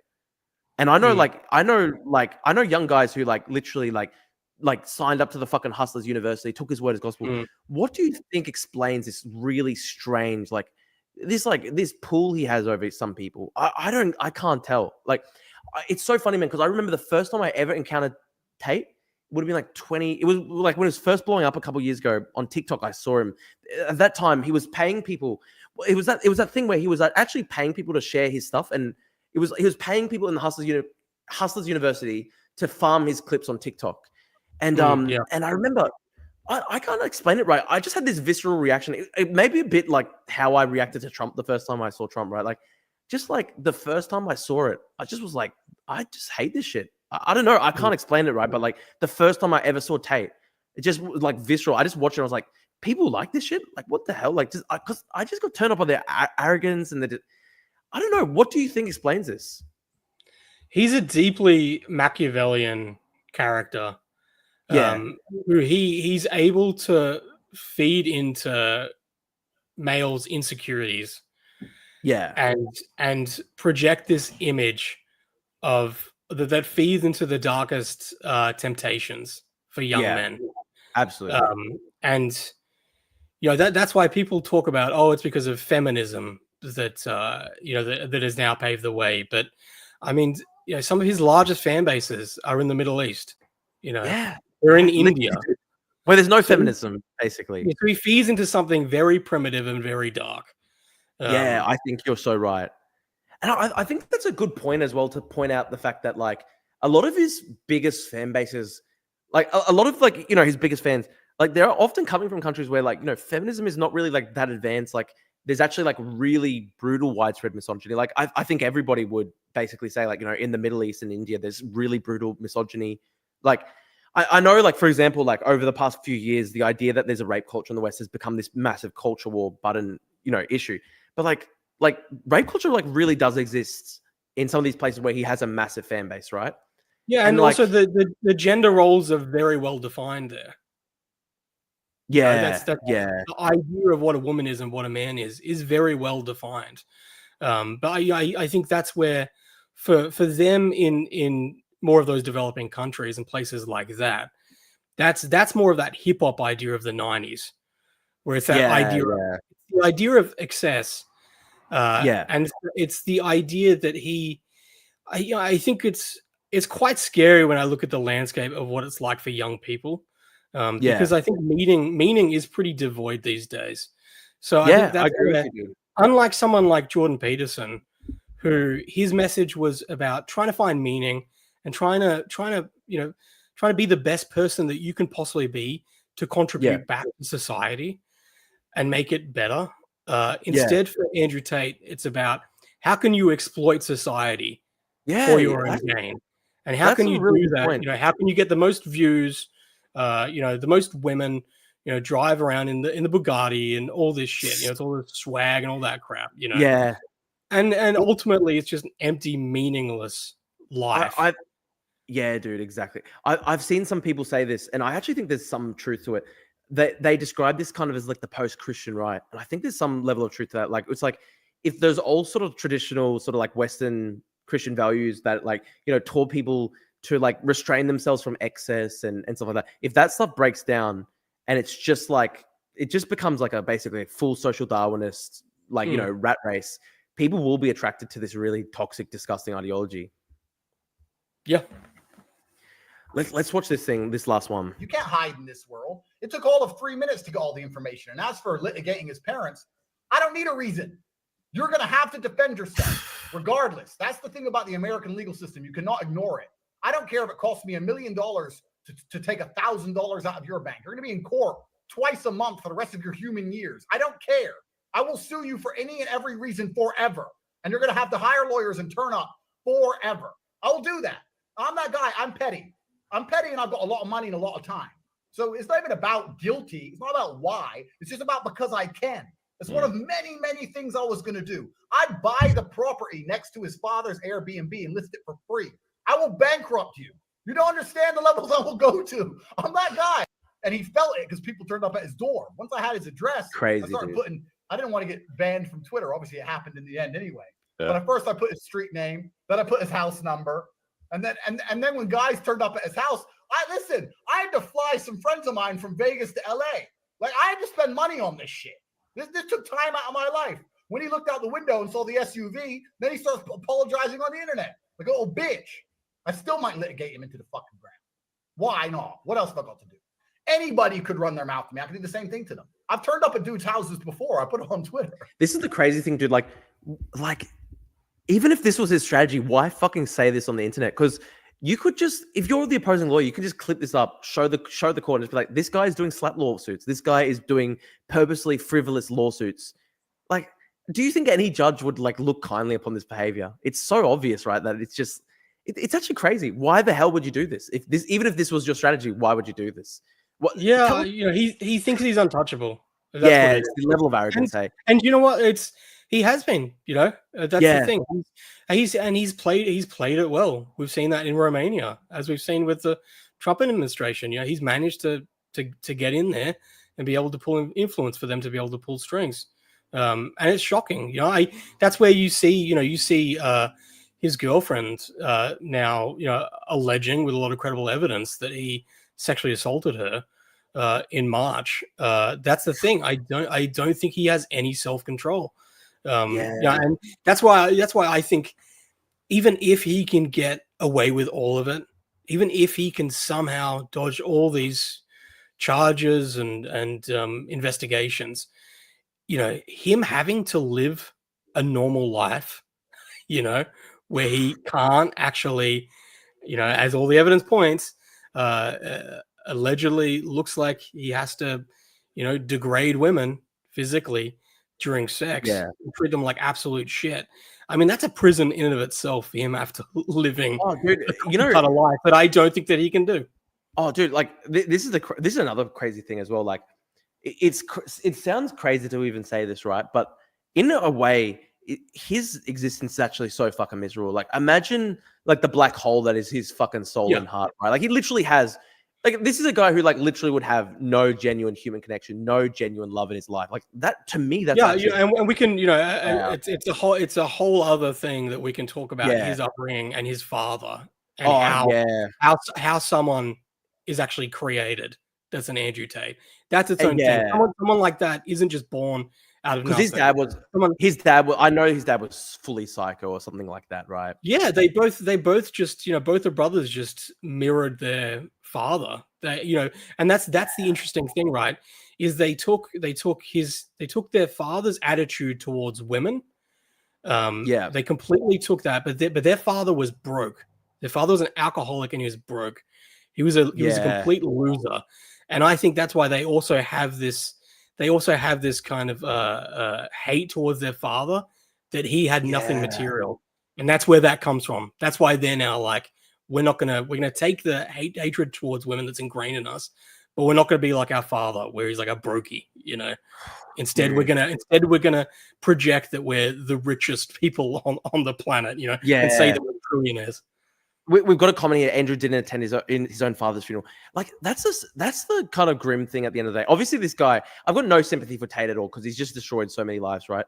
But no one should. Way, no one should. You know, what I'm saying is not. I'm just. I'm trying to. I know. But just observing, right? Just as a factual observer, like it is actually in its own way fucking sad. Like they're like, dude, this is a crazy thing, right? There are guys who think like Andrew Tate lives the best life ever. To me, that's fucking hell. I would never trade my life in a million years for this guy's life. It would be a form of hell. And that's the thing that's completely disturbing, is that it's you have someone like Andrew Tate who's, you know, you look at this misery that he's just, you know, put upon people. But yeah, he's also, you know, one of, if not the most influential men on the planet for young men, and that's absolutely terrifying that there's a generation of, you know, mini-me Andrew Tates out there. I mean, that's absolutely terrifying. It's actually so fucked. Dude, I want to say, Nathan, I have so much respect for what you've done and for being able to like break the mold on this and actually like take a brave stand. And you've never benefited anything from this. You are actually taking a massive hit because you're literally being dragged through court as part of a slap lawsuit. So I want to just say to people who are watching right now, please consider going through to the give. I'm going to put this in the comments again. Please consider going through to their donation. This is to pay for legal fees, not just for Nathan, but I think for all 15 defendants or whatever. And I think it's not all 15, but it is some of us. And so it's givesendgo.com/free speech versus Tate. And I just, what you're saying as well is that we're not going to make a profit off this. Of course, yeah. Any money that we do make, or you know, say if we fundraise more than the legal expenses cost, that will all go to the alleged victims or to organizations that can do good work around sex trafficking. Dude, massive respect for that. And that's just what I want to say as well, for just to really re-emphasize this point. If you're watching this, I really encourage people to go through and donate to Nathan's Give Send Go here, because listen, these guys have not gained anything from this. Like it would have been so much easier and probably much more peaceful for Nathan's life to simply never have taken on Andrew Tate like this. He's being dragged through the mud. He's literally in a fucking Miami courtroom because this guy is such a psychopath. And 99% of people would just never have, would have just dropped it, you know, at the first sign of intimidation, 99% of people would have dropped it. And Nathan, I recognize in you a bit of a kindred spirit. I have a lot of respect, man, because, you know, like I'm a bit of a crazy guy. Like when the CCP went after me a couple of years ago, like part of me was just like, no, I have to keep going, right? And listen, like I think like what you're doing here is just so worthy of commendation.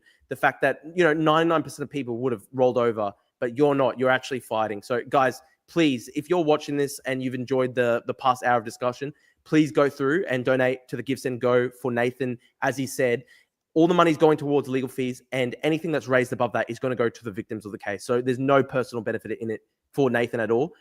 One last thing, Nathan, have you talked to the Australian press at all about this? Because I would have thought, you know, ABC News or something like that, they would be on this case, right?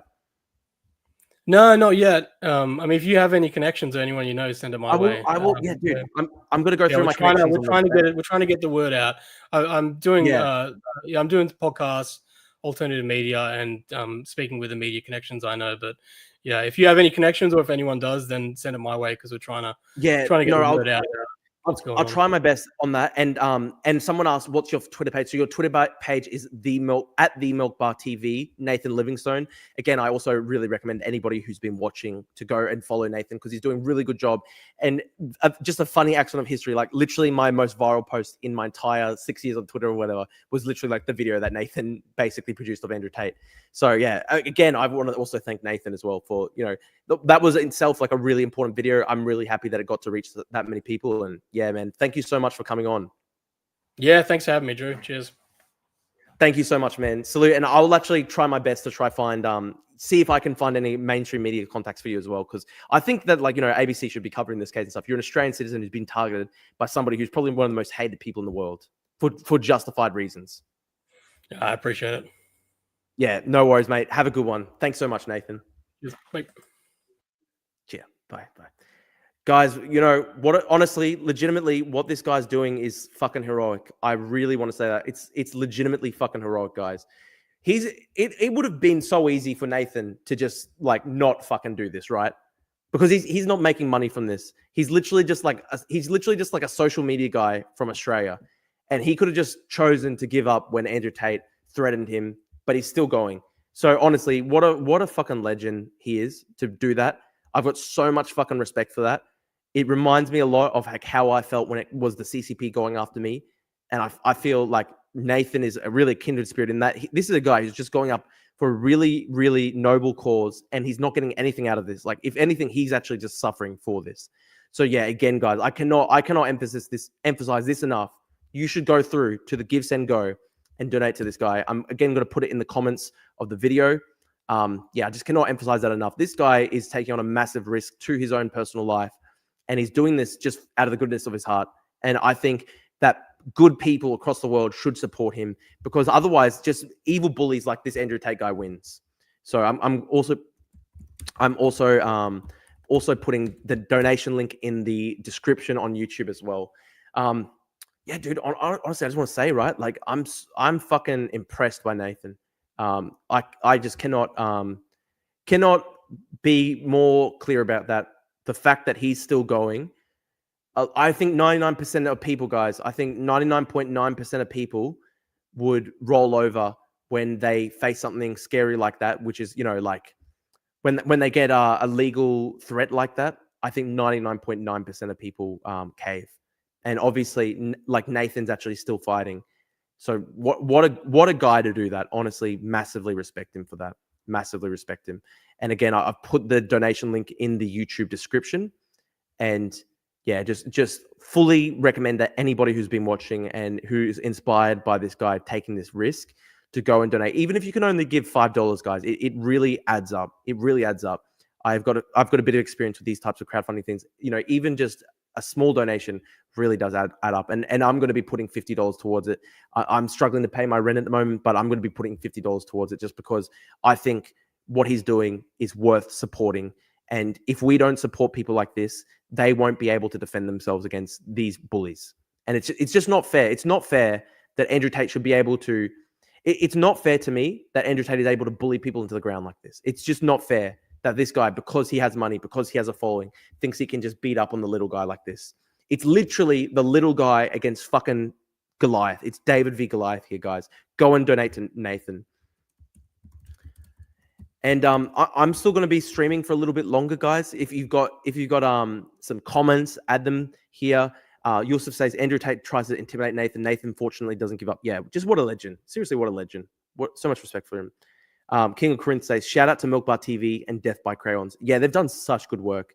They've done so much work, almost single-handedly changing the narrative on Andrew Tate, against like a massive propaganda machine.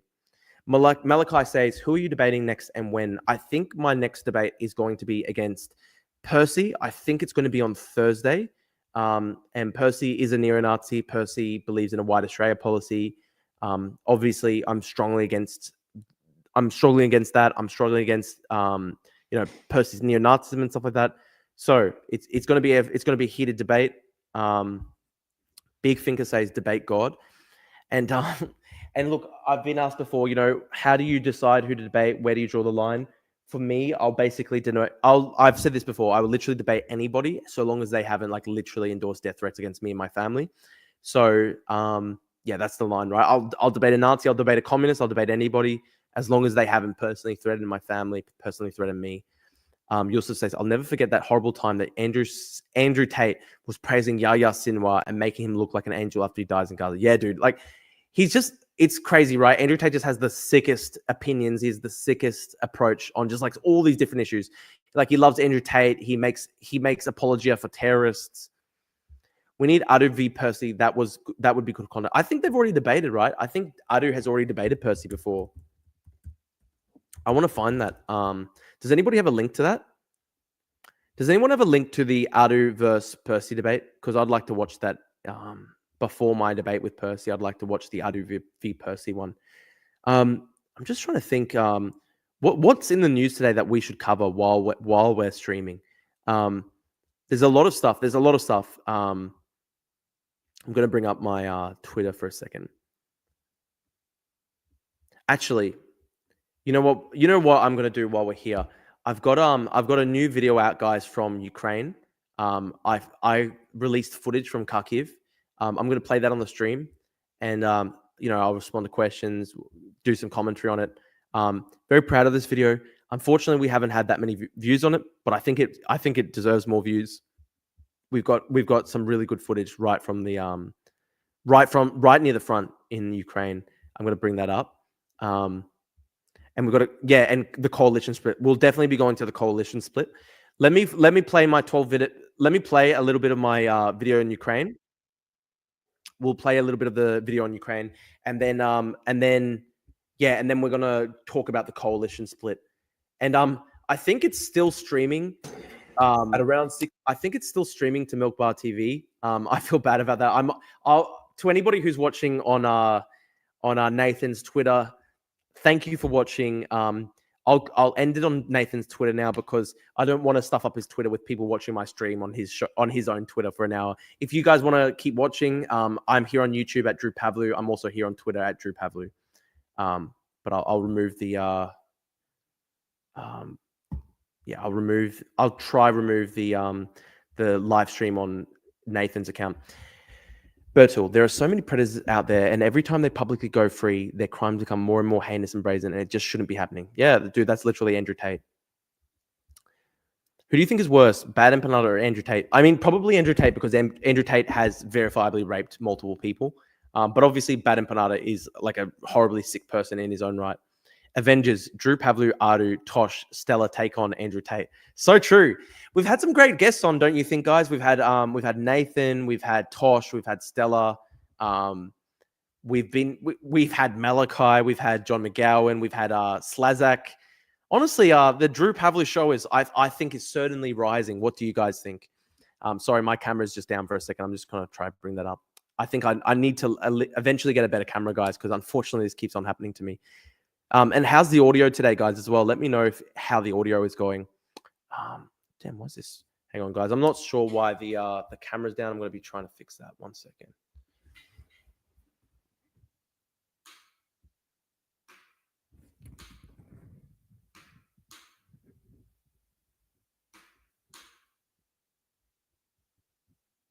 Sorry, guys. I have to turn it back on again. I have to turn it off and on again. That's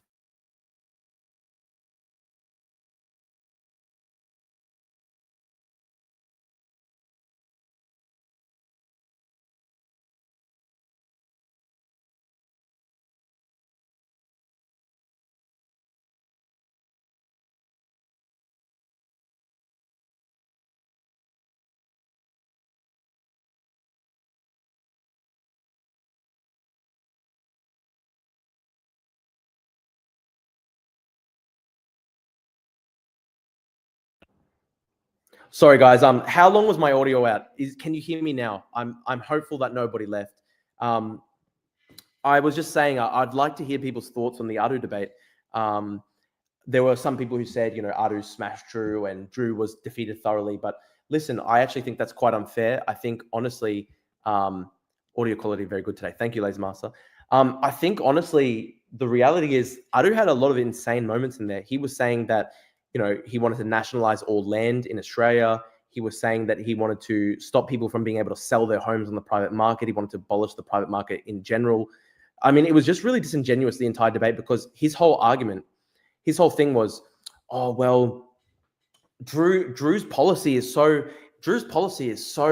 indefensible because Drew might have to lower prices in the housing market by 50%. Imagine the economic crisis that would be.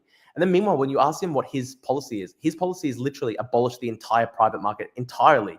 So how can he be going, oh, Drew wants to lower price by 50%. He wants to make it impossible to sell homes full stop. So it's just the hypocrisy there is just really mental. And there was a point where we were trying to ask him, well, how do you distribute scarce goods in your system where you're going to abolish price signals? And he really had absolutely no response. He was literally just floundering. And I think, what did he say? He said, we will have a first in best dressed system, which is actually a cope. He was basically saying that anybody who owns a home on the Sydney Harbour just gets to own that property forever. And nobody can ever buy it because there's no price signals, there's no currency. I mean, it's just clownish. Like, it's actually a more unequal system. The system he was advocating for was literally more unequal than the current system. Audio quality is good, but you can still hear some echo from your room. So it's good, but most podcasts still sound a bit better. Yeah, fair, man. I think maybe I'm filming a kind of living room type situation. I'm wondering if I should pay to get those kind of, you know how you can get those sound panels? It's just, I'm not sure how effective that would be because it's literally an open plan living room. It wasn't really a debate, unfortunately. The Soviet casting. Yeah, I mean, what was the debate? He didn't listen to anything I said. And when we tried to challenge him on anything, when we tried to challenge him on his position, he just went to, oh, we're just going to magically change the culture and we will magically have communism. And then at some point in the future, everyone will magically appreciate having communism and co-ops. And then when you said, well, people don't want to live like that, he just goes, well, slavery was unpopular, but you don't think that it is moral. Like, so just stupid, guys. I think it was just clownish. Like, I think when he was comparing slavery to the act of owning a house, I think that was actually pretty mental. I've never heard that before. I've never heard somebody say that the act of owning your own home is morally equivalent to some extent to slavery or racial discrimination, because he kept on bringing up White Australia Act, and he kept on basically saying, well, if you oppose the White Australia Act, at one point that was popular, so that shows how culture will change. There's no comparison whatsoever between literally the White Australia policy and fucking just owning your own home. Report Hamas Piker for supporting terrorists. He should be banned already. I mean, I've reported him multiple times, guys. I don't know what. I don't think there's anything that could get him banned from Twitch. I mean, they just love him. They make money off him, and it's very unfair. It's an unfair, unfortunately, it's an unfair system, isn't it? Unfortunately, it's extremely unfair.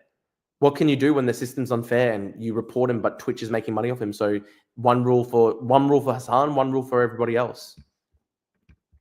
Let's watch a little bit of this new video, guys. I'd really appreciate it if you guys have a look at it. If you enjoy it, maybe consider giving it a like.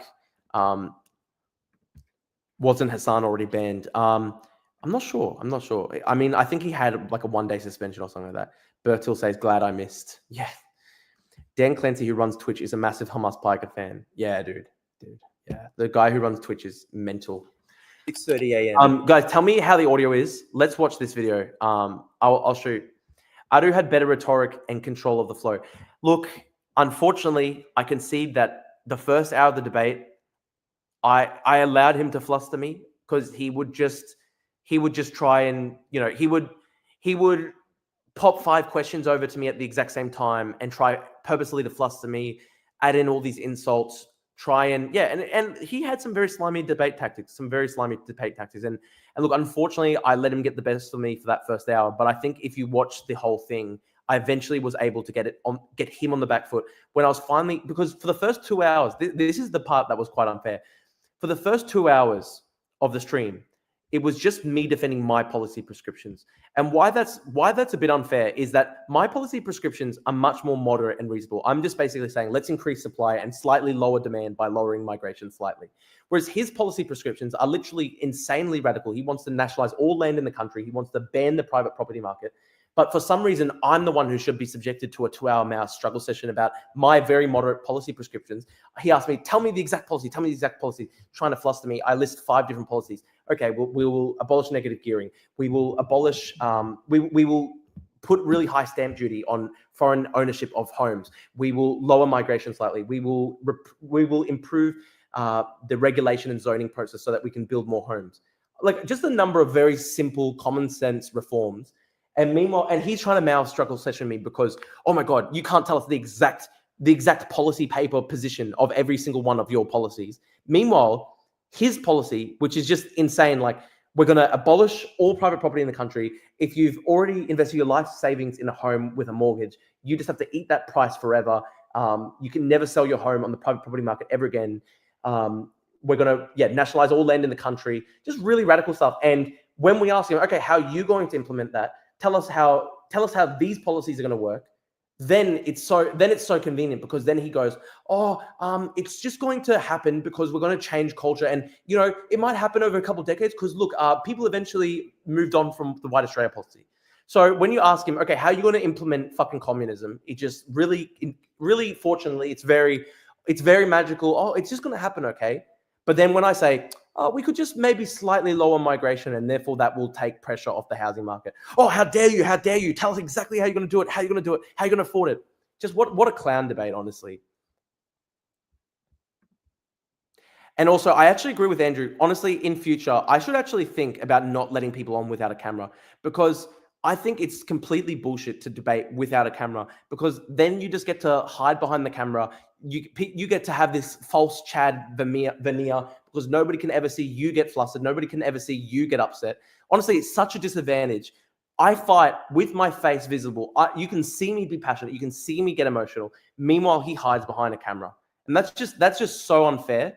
That's just so that's so completely unfair. It just completely tilts the entire playing field, because when I get flustered, when I get upset, you can see me physically. Whereas when he gets flustered, when he gets upset, he's hiding behind a face. He's hiding behind his profile picture. Yeah, cringiest thing he said was, agree you don't know what you're talking about, and then I'll tell you what I believe. What a clown. What clown shit, honestly. Needed a debate format, not just defend.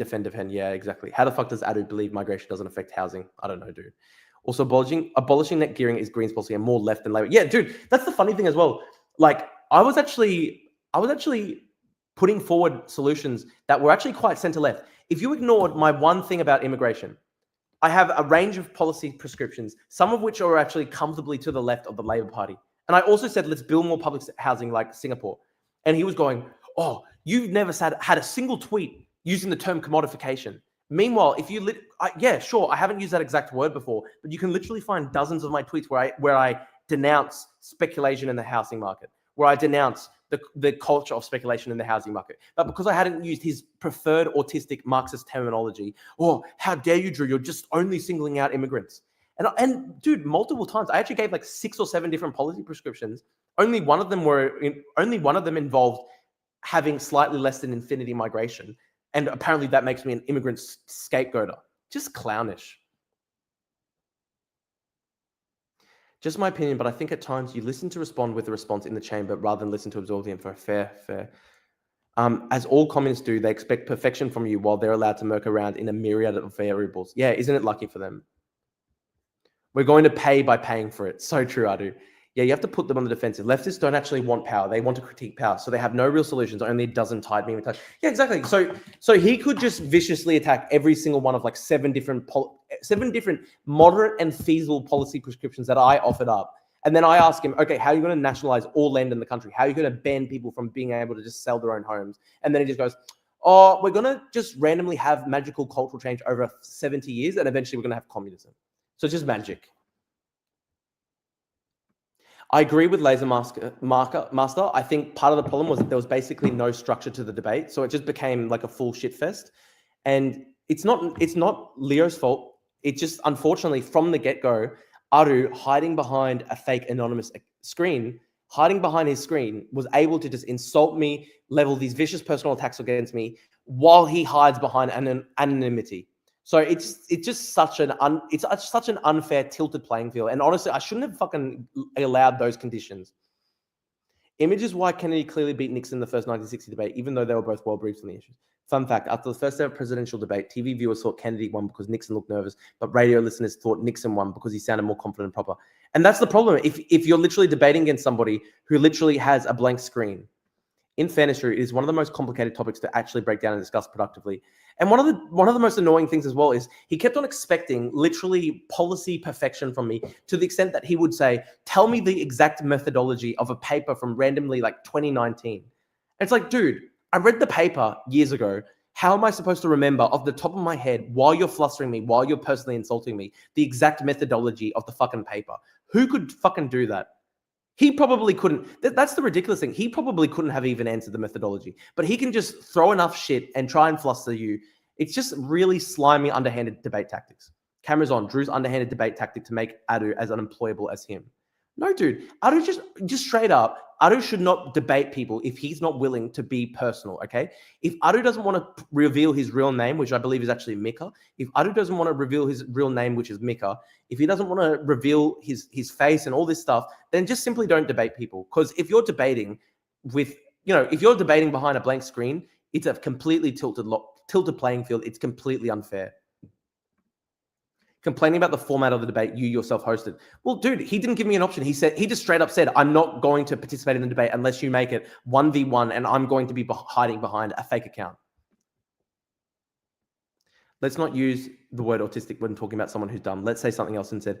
I mean, sure, but look, listen, Yusuf, like, I'm not using it in a disparaging sense. Like, all my best friends are neurodivergent and autistic. And I mean, I was literally even tested when I was a kid. So, it is literally one of those things. So we'd have to wait 70 years for affordable house under Adu's plan. Yeah, dude, you literally have to wait 1,000 years until there's enough cultural change that you've got to get communism. What a clown. Drew can use the word because he too is autistic. Salute Pickles, well said. Yeah, exactly, dude. This is exactly my point, Con. At least my plan at least gets the ball rolling. It's literally such a pragmatic plan. I'm talking about increasing stamp duty for. And it's actually a mixture of left and right policies as well, because I'm trying to be fully pragmatic here. So it's literally trying to address both sides of the equation, which is both supply and demand. So we're talking about increased stamp duty for foreign buyers. We're talking about reforming regulatory requirements, like basically YIMBY policies, so we can build supply. I'm talking about slightly lowering migration from infinity open borders, so that we can so we don't have a massive artificially induced housing crisis. What else? Reforming negative gearing, and that's literally a policy like that the Greens offer. I was literally saying we need also cultural reform away from speculation in the housing market. I was literally offering so many different proposals, a mixture of left-wing and moderate policies, right? And he's allowed to attack viciously from behind his blank profile picture. Meanwhile, he's allowed to just advance a completely impractical, insane proposal whereby you're going to nationalize all land in the country. You're going to ban the private property market from operating. You're going to eliminate all price signals so that basically there's no way to manage scarcity. There's just going to be basically voucher systems, like a lottery to get a house. Like just really unworkable stuff. He also wanted everybody to work in a co-op. And what that means, he wanted everybody to exist in a co-op. And what that means is basically, if you wanted to eventually sell your house, or even if you wanted to just improve your house, say you want to paint the walls of your house, you have to then get the approval of like a couple hundred other co-op members. The amount of bureaucracy people would have to introduce into their own personal lives, nobody wants that. It's so unpopular. And whenever I kept on bringing up nobody wants this, he would just say, well, you're making a false argument from popularity. Well, slavery was once popular, but you don't think that was right. As though there's any distinction, any way comparable between having fucking just basic property rights and slavery. How do we get from Micah to Adu? Is he doing cynical race appropriation or something? Oh, sorry, what do you mean, Con? Adu behaved like an internet troll, so it is fair to ask Adu to at least show himself. Exactly, dude. The way he kept on saying, you're a fucking idiot, you don't know anything, oh, you don't know the exact methodology of this paper from fucking 2018. Dude, do that to anybody. Nobody can answer off the top of their heads the exact methodology of a random paper from 2018. Nobody can do that unless they're an actual academic. Honestly, Drew, your policies you offered are so much better than what Albo has planned. Jesus fucking Christ. Yeah, dude, exactly. And also, this is the funny thing as well. Adu wanted to make it out like my only policy is reducing migration, and it literally is not. I literally want to increase supply. I want to increase supply through YIMBY type regulations. I want to have a public housing authority. I want to build so much more public housing in Australia. And I think we can actually take inspiration from both Singapore and Vienna when it comes to that. That's literally a social market policy. Drew, content idea. Read through each party's policies on stream and rate out of 10. Oh, yeah, sure. That's actually an interesting idea. But isn't it funny, guys, that like some of the policies that I actually advocated, were literally left-wing policies. I literally straight up considered that we need to reform the culture of speculation when it comes to the housing market in Australia. I said that we need to have more public housing in Australia. I actually think we should limit the amount of homes that people should be able to own. So I think, for example, people should be limited in the amount of homes that they buy and the amount of homes that they can hoard. So, for example, like Clive Palmer, this is a good example, right? Clive Palmer literally owns hundreds, if not thousands of houses across Brisbane, and he just has that as an investment property. I don't think that should be allowed. I don't think people should be able to own thousands of homes. So Adu was trying to make me out to be this like right-wing capitalist libertarian or whatever, just because I respect basic property rights. Meanwhile, I was actually advocating policies that were like comfortably socially democratic. Con says, no, like hiding behind a fake name. What's the story with that? Yeah, dude, exactly. It's just bullshit. The fake name is so bullshit. He's too retarded to see that his politics have been far-right fuel for the past century. That was another thing that just made me so pissed off, right? Because I kept on saying to him, because I pointed to a poll from Western Sydney at this recent election, and Western Sydney is literally one of the most culturally diverse areas in the entire planet. There are literally more than 300 different ethnicities and languages, like literally more than 300 different languages in Western Sydney. Like it's like the highest concentration of migrants probably anywhere in the entire world outside like New York City. And even these migrants in Western Sydney, 86% of them at the last election said that immigration is too high, it needs to come down. That's crazy. Migrants themselves are saying that migration needs to come down. And he was saying, no, everybody has an inherent right to freedom of movement. Anybody in the world who wants to move to Australia should have that right. He thinks that he just literally wants to abolish borders. And then when I was saying to him, well, listen, the current rate of migration is actually giving fuel to the far right because people are angry about it. He just kept on saying, well, and I just asked him the very simple thing. I just said, look at America, right? Look at America. Trump was elected partly because people were upset about, you know, the basically open border situation that existed at the southern border. And I just simply said, you know, if that type of situation, if having open borders elects Trump, let's simply close the borders. And he goes, oh, well, then you're giving into the far right. No, it's fucking not. He just simply, this is the problem with Adu, right? And this is the frustrating thing because I wanted to talk to him about multiculturalism and I wanted to talk to him about culture. And we didn't get to that in this interview, in this debate. But I wanted to talk to him about that.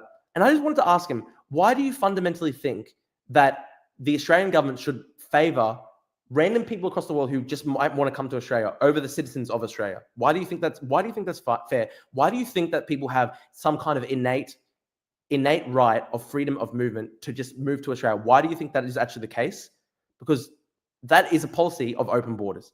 And I want to ask him as well, if people are angry in the society at the level of migration that exists, why not simply reduce migration? Therefore, you remove an issue that the far right can exploit for their own power. And that's just pure pragmatism for me, right? But he's got this ideological commitment to infinity open borders migration forever. And probably just because he hates white people. Let's be honest, he probably just hates white people. He's always talking about colonialism. He's always talking about how Australia's stolen land. Australia shouldn't exist as a country because it's stolen land. So ultimately what Adu wants, he actually wants massive demographic replacement basically in Australia because he hates white people. I mean, that's the ultimate reality here. Because, you know, he actually just doesn't accept the fundamental legitimacy of Australia as a country. He thinks it's stolen land. And he clearly thinks that people in Australia have no right to want to lower migration whatsoever. He thinks if you want to lower migration whatsoever, you're just giving into the far right. He thinks anybody who wants to lower migration is just ipso facto far right, which is insane. Because I'm telling you right now, people are not just homo economicus. People are not just economic beings. People are not just economic units.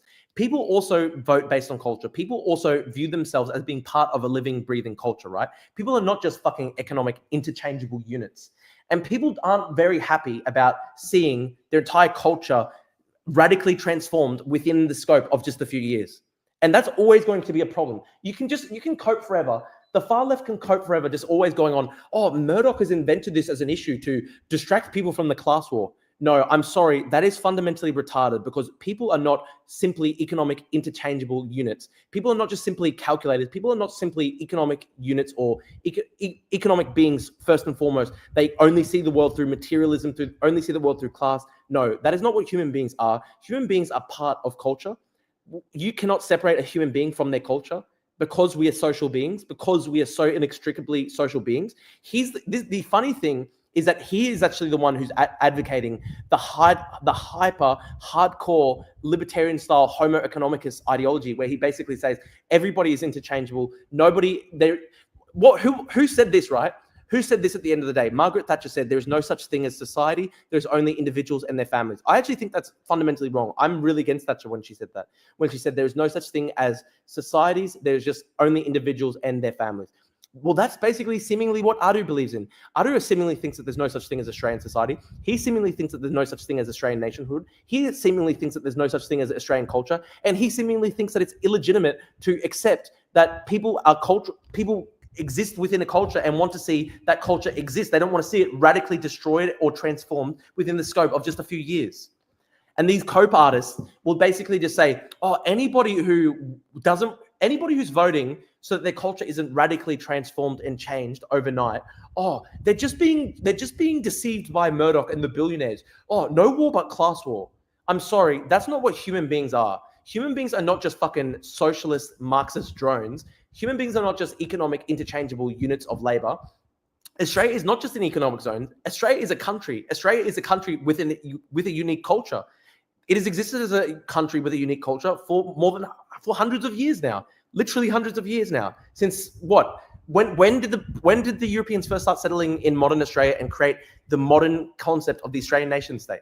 It's literally hundreds of years old now. And people like Adu want to wipe it out. They just simply want to wipe it out. They think it's illegitimate. They think that Australia is stolen land, built on stolen land. Therefore, Australia should not exist as a country. And they therefore think that the European culture of Australia should just be radically transformed or destroyed. They don't accept it. They just don't accept it. That's ultimately what they want to destroy.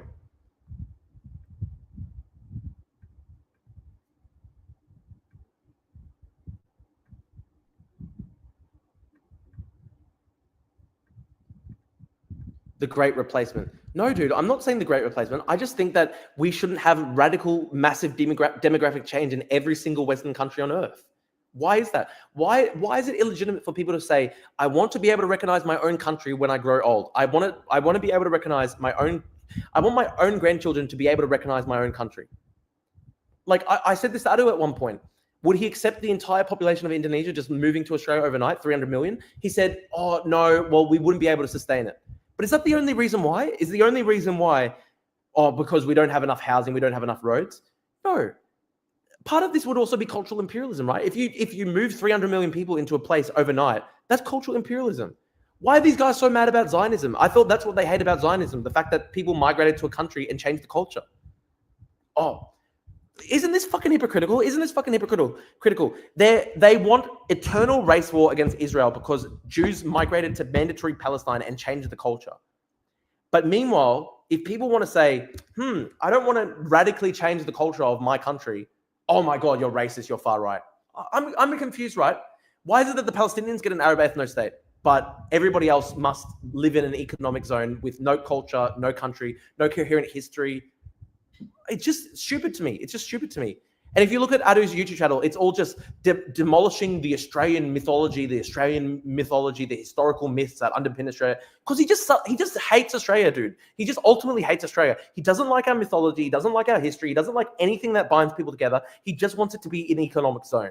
If you destroy someone's culture, okay, let me just ask you this. What happens when you destroy the nation's mythology, when you destroy the history of the country, when you demoralize people, when you tell them that it's stolen land, that the country can't exist, when you tell them that your country is built on genocide and it just shouldn't exist? What happens? The ultimate end goal is the destruction of your country, is it not? Because at the end of that whole process, where you're knocking out the pillars that support the country's existence, you're knocking out the history of the country. You're knocking out shared understandings of the history of the country. You're knocking out the mythology of the country. You know, just shared cultural items like, you know, waltzing Matilda, banjo Patterson, and stuff like that. These guys love that, right? For example, I love banjo Patterson. I love Henry Lawson. I love bush poetry. You can see them on my bookshelf, right? I love that stuff. I remember when I was a kid, my great uncle would read me The Man from Snowy River, and I was a young Greek kid. I was literally the son of migrants. And yet I understood this was a culture that was accessible to me because Australia is actually a very welcoming place. So I could grow up and assimilate into Australian culture. And the story of the Man from Snowy River could also become my story as well, right? I didn't have to just be on the margins as a fucking, you know, underclass ethnic minority or whatever. I didn't have to just be like a seething Greek guy who hated Australia. No, Australia's actually very welcoming. I could read the story of the man from Snowy River and take that story and make that part of my story too, and make that part of my culture, which I think is a beautiful thing. And I love all that. And a great example of this is like for years now, and this is not really Adu as such, but like all these leftist academics at the university have been like, oh, you know, the Bush poets were all racist. They were all white nationalists. They were all so evil and it's like, can't we just have fucking Bush poetry? Can't we just have fucking the man from Snowy River? Can't we have anything in this country that actually says Australia is good and Australia has actually like, you know, a shared culture, something that ties us together? I don't want us to just all be fucking broken down, interchangeable economic units. That's what the hardcore economic libertarians want. They're the ones. Margaret Thatcher was the ones who said there is no such thing as society. There are just individuals and their families. That was what Margaret Thatcher said. Is that what Adu wants? There's nothing that ties any of us together. There's no shared culture. There's no shared history. There's no shared flag. He wants to get rid of the flag. There's no shared founding date of Australia. You have to be told that the history of the country is evil and should be destroyed. At what point are they happy when Australia is just rendered into an economic zone, that when Australia is just abolished as a nation, and when Australia simply becomes a country where nobody has any ties to each other, and it's just what Margaret Thatcher said. It's just what Margaret Thatcher said. There is no such thing as society. It's just individuals. That's what Adu is trying to create. That's what Adu is trying to create by knocking out every single thing that unites Australians. The flag, the Anzac mythos, the national heritage, the history, the Bush poets, everything has to be fucking destroyed. Fucking hate it, guys. It's actually sick. They hate Australia. They hate Australia so much. And this is what made me so pissed off at the left. This is ultimately what made me break from the left. Well, this is the thing, Pickles. I agree that there's been horrors against Indigenous Australians. I absolutely accept that. I absolutely understand that Indigenous Australians have had a really unfair historical treatment. I completely accept that, right? I acknowledge that. I think it's part of the history. But what I don't like is when people say that's the only history that matters in Australia. Nothing else about Australia should ever be recognized. Everything else should be fucking wiped from the plate. And we should just focus on just the most horrible chapters of Australian history. Because ultimately, if you do that, the end result is you don't have a country. Because if they're constantly demoralizing you and telling you, you don't have a right to live here, it's not your country, you stole it, it's genocidal, it's evil, you're like, this evil taints your blood, this evil taints your history, this evil taints your bloodline. What's the end result? What's the end result, guys? Come on, what's the end result of this project? The end result of this project is the destruction of Australia as a country. They actually openly say this. On January 26th, every single day, every single year on Australian 26, they now say abolish Australia. They literally say abolish Australia. That's what they want now. Jubin Fan says, founding myth is really important. If it's a bad myth, everything sucks. Here's a good example, Jubin Fan, right? These guys all hate Winston Churchill. They all go, oh, Winston Churchill, the evil racist imperialist, the evil racist colonizer. And it's like, I look at it and I'm like, no, isn't it a good thing for a country to have as a shared thing, the fact that one of the greatest guys in our history fucking defeated the Nazis? Is that not something that you should be proud of, right? What would you prefer it be? I think it's a good thing. If you're building a statue, this is the funny thing, right? They built a statue to Churchill of Parliament Square in Westminster in Britain. I've gone and seen it in real life. I took a photo with it. People said, how dare you? You're a sick person. You took a photo with Churchill, the genocide heir. No, when I took that photo with the Churchill statue, I took that photo because I recognize him as the man who, when he was under immense pressure to surrender to Nazi Germany, he kept the war going. He kept fighting against Nazi Germany. He could have surrendered. Britain could have surrendered. They were fighting alone. America wasn't helping them. The Soviet Union, isn't this unfortunate for our communist fucking friends? The Soviet Union was allied to Nazi Germany at this time. At the same time that the Nazi Germans were launching the Blitz over London, the Soviet Union were fueling the Nazi war machine with fucking oil and with industrial plants. The Soviets were fueling the Nazi war machine at the time of the Blitz. The Soviets were backing the Nazis because they were allied at that time. And all the communists who say, tear down the Churchill statue. No, if it was not for Churchill, you guys actually allied with the Stalinists. Let's get this right, okay? Let's get this right for the communist guys. The communist guys say, tear down the statue of Churchill. No, actually, we can't tear down the statue of Churchill. I'll tell you why. Because Churchill was the man who actually defended Britain. Churchill was the man who said, no, we're not surrendering to the Nazis. At the exact same time that the Soviets at the exact same time that the Soviets decided that they would ally with Nazi Germany, with the Molotov-Ribbentrop Pact, at the exact same time that the Soviets believed that it was a good thing to joint invade Poland together with the Nazis and help the Nazi war machine with their oil, etc. At that exact same time, Britain was fighting a lone war against Nazi oppression. And so all the hypocritical communists who say, tear down the statue of Churchill, no. The statue of Churchill exists because it's a representation of the man who defeated Nazism. And if it was not for Churchill, if Churchill did not exist, you guys were on the same side as the Nazis. You guys, the communists, the supporters of the Soviet Union, were on the same side as the Nazis at the same time that Churchill was mounting the lone resistance of the British Isles against Nazi Germany. That is a historical fact. It's very inconvenient for our communist retarded friends. Very unfortunate for them. Very unfortunate for them. Because when they were allied with the Nazis, it was Churchill who was almost as one lone man responsible for Britain remaining in the war. So if it was up to you guys, Nazi Germany would have won. And I for one think it's a good thing that Britain has a shared national history, a shared national agreement that Churchill is a great man, a great figure in history, and that there should be a statue of him in Westminster. I think that's a good thing, because if Churchill did not exist, if it was up to the Soviets, if it was up to the communists, you guys allied with Nazi Germany. You guys allied with Nazi Germany in invading Poland.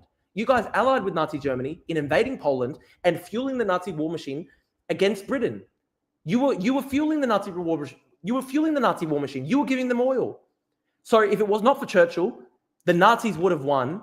And so for all the hypocritical communists who say, take down Churchill's statue, just know that the only reason Nazi Germany did not win World War II and exterminate hundreds of millions of people based on race, the only reason that did not happen is because Churchill as one lone man resisted it. Everyone else in the British establishment wanted to make peace with Britain. Everyone else in the British establishment wanted to make peace with the Nazis. The entire British establishment wanted to make peace with the Nazis. Everyone was pressuring him. Churchill, as one lone lion, stood strong against the Nazi menace when the Soviet Unions were collaborating with the Nazis. So tell us, communist scum, tell us why you want us to take down the Churchill statue when you were the ones who would have allowed Nazi Germany to win. It was only Churchill who stopped that. It was only up to Churchill that Nazi Germany did not win World War II and exterminate hundreds of millions of people.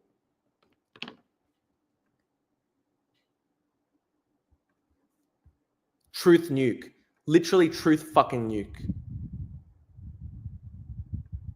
Oh, read a history book, man. This is one of Ardu's friends. Soviet Union went to the Allies and requested a defensive alliance. They refused, so they went to the Nazis and signed an agreement with them. Oh yeah, bro, it was such a defensive alliance. That's why they decided to joint invade Poland. And instead of having a buffer state between them and Nazi Germany, they decided, let's have a joint invasion and occupation and dismemberment of Poland. And let's bring our defensive borders right up to the Nazi border.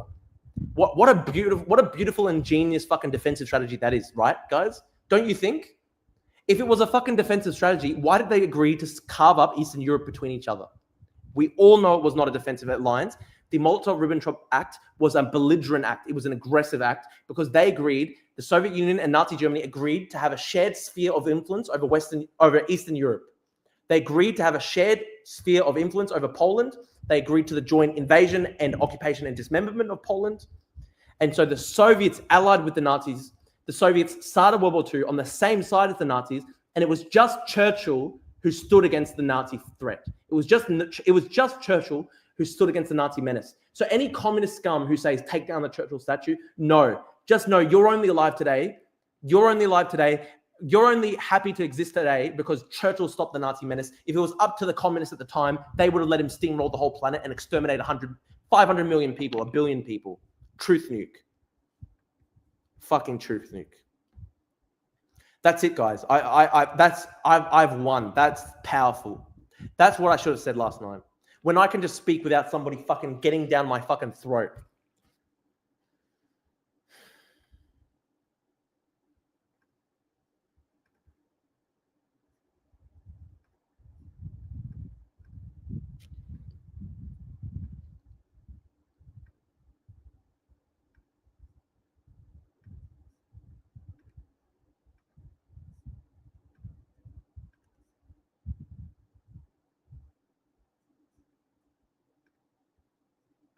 There's no doubt that Churchill is a great man of British history. Isn't it incredible, right, that all these scum want to tear down his statue? Meanwhile, because he's such a racist and colonialist, and then meanwhile, if it was up to them, they were allied with Nazi Germany when World War II opened. If it was up to them, Nazi Germany would have steamrolled the entirety of Europe and exterminated, 500 million people, 1 billion people based on race? That's what they wanted. That's what they wanted. It was Churchill who opposed that. So tell us, tear down the Churchill statue, build one to fucking Stalin instead, right? The guy who literally allied with Nazis to open World War II. Scum. These guys are scum.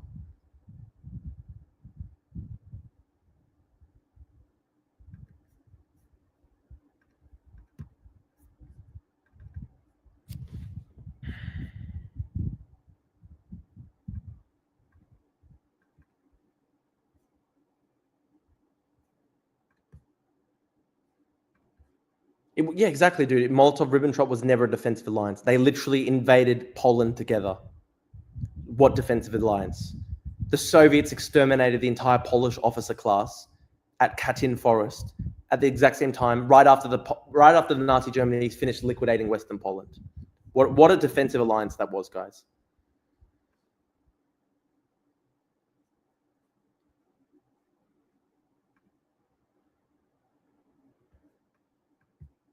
Yusuf is right. Hitler wanted to exterminate all non-whites. That's why he's marked as the most racist man in history. And never let the communists forget that they allied with Nazis at the start of World War II.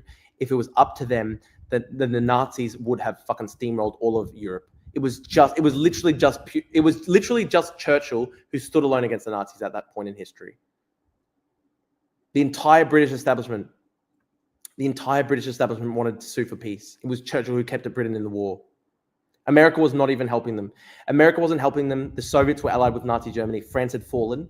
What a dark time. What an absolutely dark time in history. And at that time, the official communist position was, the official Comintern position was, it's an inter-imperialist war. They actually told the French communists, don't fight against the Nazis. Until it was only when Hitler broke Molotov-Ribbentrop and actually invaded the Soviet Union. That was the one point at which they said, okay, now you can actually fight the Nazis.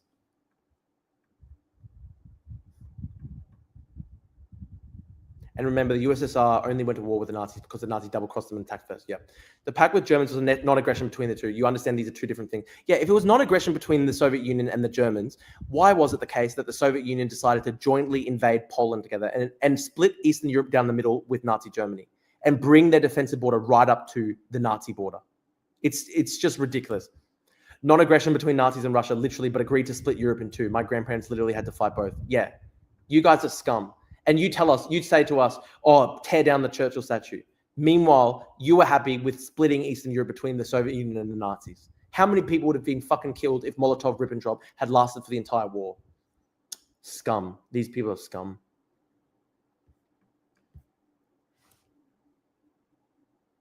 Soviets lost 15 million soldiers at the end defeating Hitler. You can still see graffiti of Soviet soldiers at the Reichstag in Berlin. What if the Soviets never allied with Hitler in the first place? Exactly. If they hadn't allied with Hitler in the first place, things would have probably been better. They probably wouldn't have been invaded when they were. Again, with the Soviet Union, not even in any. I've seen people say, Stalin just did it to buy some time to prepare for the Nazis' inevitable invasion. And then when the Nazis actually invaded, they weren't even ready. And Stalin had actually tried to shoot people who had actually come to him with evidence that the Nazis were preparing Operation Barbarossa. And then when Operation Barbarossa started, he literally fled to his dacha and he wouldn't even fucking address the nation. So you tell us, he was just buying time. He knew that they were going to invade. He trusted Hitler.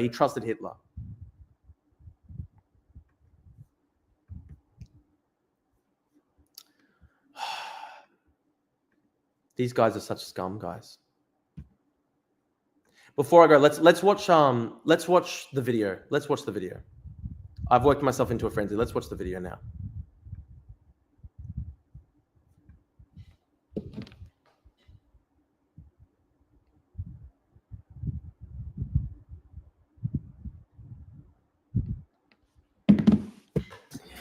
At around 6:30. And guys, if you think it's a good video, please go through, leave a like. Would really appreciate it. Helps me reach more people. The AM on March the 7th, a hypersonic Russian. Good conman, actually. That's a funny one by the Big Dog 43. Iskander-M ballistic missile slammed into a building about 5 miles from where I was sleeping in Kharkiv. I just climbed back into bed after taking a quick piss and a stretch when the blast cracked through the air like thunder and shook the hotel walls. Crikey, what a wake-up call, I thought. Sirens wailed in the distance as I sat there, frozen like a stunned mullet. I'd just been halfway through crafting the perfect Twitter reply to some random Australian leftist who'd had a crack at me overnight. But now my mind wandered to the very real possibility of being vaporized, obliterated by a Russian missile. I put my phone down. I threw on my clothes. I rushed to meet the rest of the team. I found them calmly munching on breakfast at the hotel restaurant. Did you guys hear that? I asked. I was frantic. I was stressed, but they barely looked up. My mate Rob Potter, he just grinned over his meal and he said, "Welcome to Ukraine."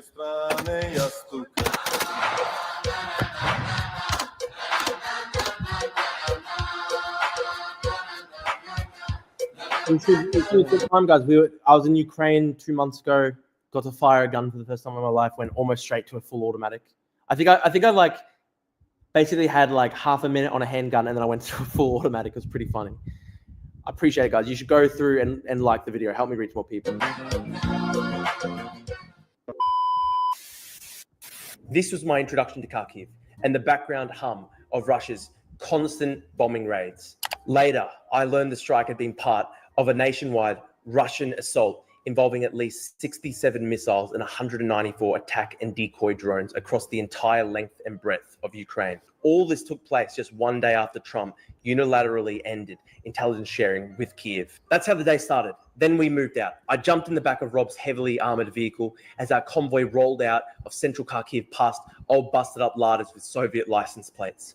I cannot begin to describe how cool it feels as a young bloke to move through the world in a convoy of armored vehicles.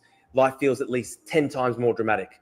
I started playing the soundtrack to Christopher Nolan's perfect film Tenet on my phone. I felt like a special forces soldier. We love the Rob asked me to turn it off so he could do a business call. It didn't even matter. I still felt cool as fuck. Our destination was a vacant field somewhere near the front line out east. The plan was to meet up with members of the International Legion who had personally introduced us to the terror of drone warfare up close. When we hit the field, I got to go shooting for the first time in my life. I started out with a handgun and graduated within about 5 minutes to a full automatic rifle. I stared down the iron sights and... Did you take time off class for war? No, you know, the actual funny thing is, like, I literally missed week 2 of university and law school for this. It was pretty fun.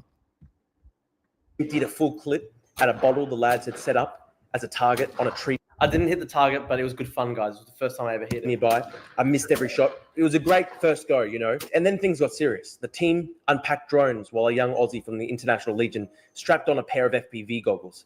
He hopped onto the back of a muddy ute, legs dangling, controller in hand, ready to dive into the world's most infernal video game. The atmosphere was surreal as his team leader stepped forward to brief us on the latest in drone warfare.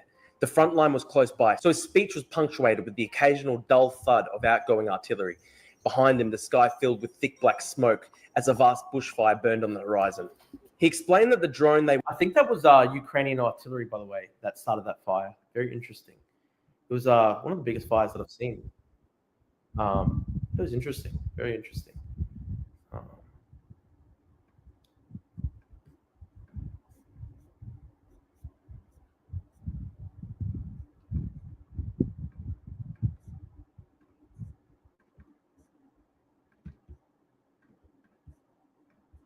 Would pilot for us could be built for less than $200. Are there any national security implications for taking time off to do war? Nope. Australia supports Ukraine, so I literally broke no laws whatsoever.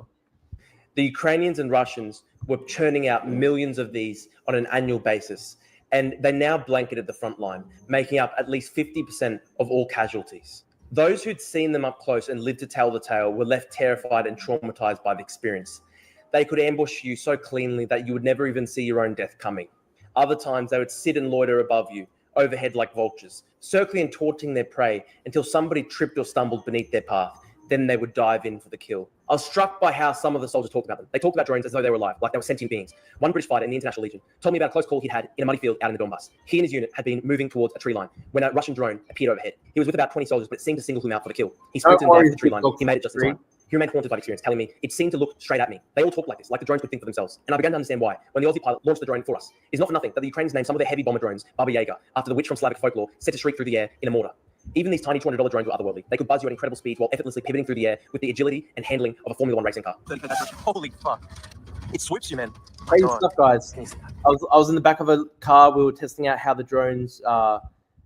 We were testing out what it's like to be in the back of a car with the drone sweeping you, and it's pretty fucking scary. Okay. Oh, holy fuck. The operator watches in real time as human targets run, flee, and cower before him. He watches them beg for mercy. He sees the fear, the panic, the terror in the eyes of the men he kills. The cruel, cold intimacy of this kind of violence is not unlike the act of bayoneting an enemy soldier through the chest. Yeah, someone can really taunt you like this. Sometimes people have again. Wow.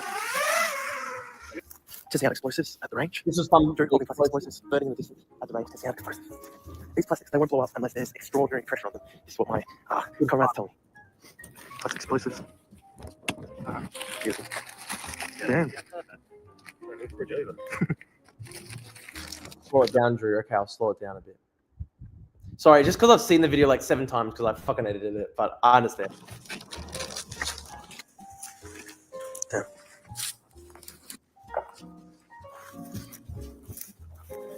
Firing. Ooh. That's good. Whoa, holy shit. What hits us on the head? Yeah, so... Damn. Did you drink too much coffee in Ukraine? You're talking very fast. I've just put it on a very fast speed lane. I've watched it about 7 or 8 times already, so it's hard for me to watch the 20th time. You know, the editing process is very cumbersome. You as an individual. Holy shit, so that's what a drone can take. Yeah. Wow, it's a small drone. This is like the smallest types of drones available in Ukraine, right? And they still take like a massive hole out of the ground. So imagine that's a human being. Can you imagine times that by 9, and that's what Baba Yaga's dropping you? Holy fuck. Yeah, you'd be blown to smithereens, right? Yeah. And the really heavy bomber drones, the Baba Yagas, can you imagine 9 times the force of that? It's hardcore. How much would be left of a person if a small drone hits them? Less. There's videos out there. Well, like there's, if I was led on that and a drone come at me, yeah, probably if I had a plate carrier on, I'd probably be like my legs, arms would be fucking. The next day, we went out to a hardened command center in the east. I still don't even know exactly where we went. We had to turn off all our phones and follow a long winding convoy in silence. Operational security was airtight. If the Russians knew... No, I didn't see any of the thermite ones, but I think Rob did. The other guys on the trip did see that. I think when we went to Kherson, I think the guys in Kherson did a demonstration of a thermite drone for them. But on that day, I went through a walkthrough of the downtown area of Kherson, which is like where the Russians have been doing a lot of civilian bombing and stuff like that. And I was just recording conditions. These frolics and your fighter pilot vision need to be edited into a promo ad for the express purpose of triggering the Friendly Geordies Andrew Tate industrial psychological complex. So true, Lenty. That's a great comment. I'm going to star that. Beautiful comment. Well said. To our location, we would have been blasted with an Iskander-K ballistic missile without any question. The atmosphere within the bunker felt more like an early stage tech startup than a military setting. Beanbags were scattered next to a PlayStation gaming console and a foosball table. Rows of touchscreen televisions displayed the latest Battlefield maps. One screen showed a system that combined commercial satellite imagery with historical battlefield assessment reports, allowing commanders to visualize and prioritize targets instantly. Then they pulled up a live drone feed on one of the screens. I stood silently watching in real time as 2 tiny Russian figures on a quad bike completed a resupply run to a tree line near the front. They moved slowly, without great urgency, as if the world had emptied around them, unaware that they were already images on a screen watched by dozens of men in a hardened underground Ukrainian command facility hundreds of miles away. They seemed totally oblivious to the fact that they were under perfect total surveillance. On screen, their infrared outlines glowed with a pale ghostly hue. A strange uncanny feeling swept over me as I watched them. The scene reminded me of a kind of horrible Truman Show, some kind of warped, terrifying reality television program. I thought of Baudrillard's idea that the television served as a portal to other worlds. Here we were, a silent congregation, witnessing a liturgy of death, watching these men like helpless flies circling a glass jar. Alive only as long as the drone feed permitted it. Then, without any fanfare or ceremony, the commanders told us that the Russians would be fine. They simply changed the channel, flicked to another feed, showed us another section of the front line. And that was that. Afterwards, we were introduced to senior command figures in the bunker. That's when I met the commander of all Ukraine's drone forces. Oh, and by the way, guys, like that drone footage of the quad bikes, we just found demonstration footage online. Obviously, when I was in the bunker, I couldn't take actually the footage off the screens. Yeah, go home Russians, true. Colonel Vadim Sukharevsky. Also, this is really funny, dude. Like I literally met the commander of Ukraine's entire drone forces. And when I met him, I didn't even realize it was him. Like I shook his hand and like I had no idea that it was the commander of the entirety of Ukraine's drone forces. Because I just have like ADHD. It was like a pure retard moment of me. Like probably one of the coolest guys I've ever met in my entire life. a guy who's like right at the top of the Russian kill list, and like I didn't even fucking realize who I was meeting. It's crazy. Jubin fan says the lighting goes crazy. We're trying our best, bro. We're trying our best to make these videos good. It's a slow grind, my friends. Like I literally went to like the fucking front lines in Ukraine. We're doing really nice HQ. We're doing really nice HD videos, but it's a slow grind building the YouTube channel. A legendary figure in the Ukrainian military, Colonel Sukharevsky, had already secured a place in history as the first Ukrainian officer to open fire on Russian forces during the 2014 invasion of the Donbass. There, he ordered his machine gunners to engage Gherkin's paramilitary forces outside Slovyansk, a town that remains in Ukrainian hands 11 years later, while Gherkin languishes in a Russian prison. Now he held a role even more monumental, not just in the context. Yeah, dude, that's such a good point when it comes to that colonel. The most deadly warriors don't act tough. Like this guy who has literally like a historic role in the entire history of human warfare. Like I literally just thought he was like just a regular soldier.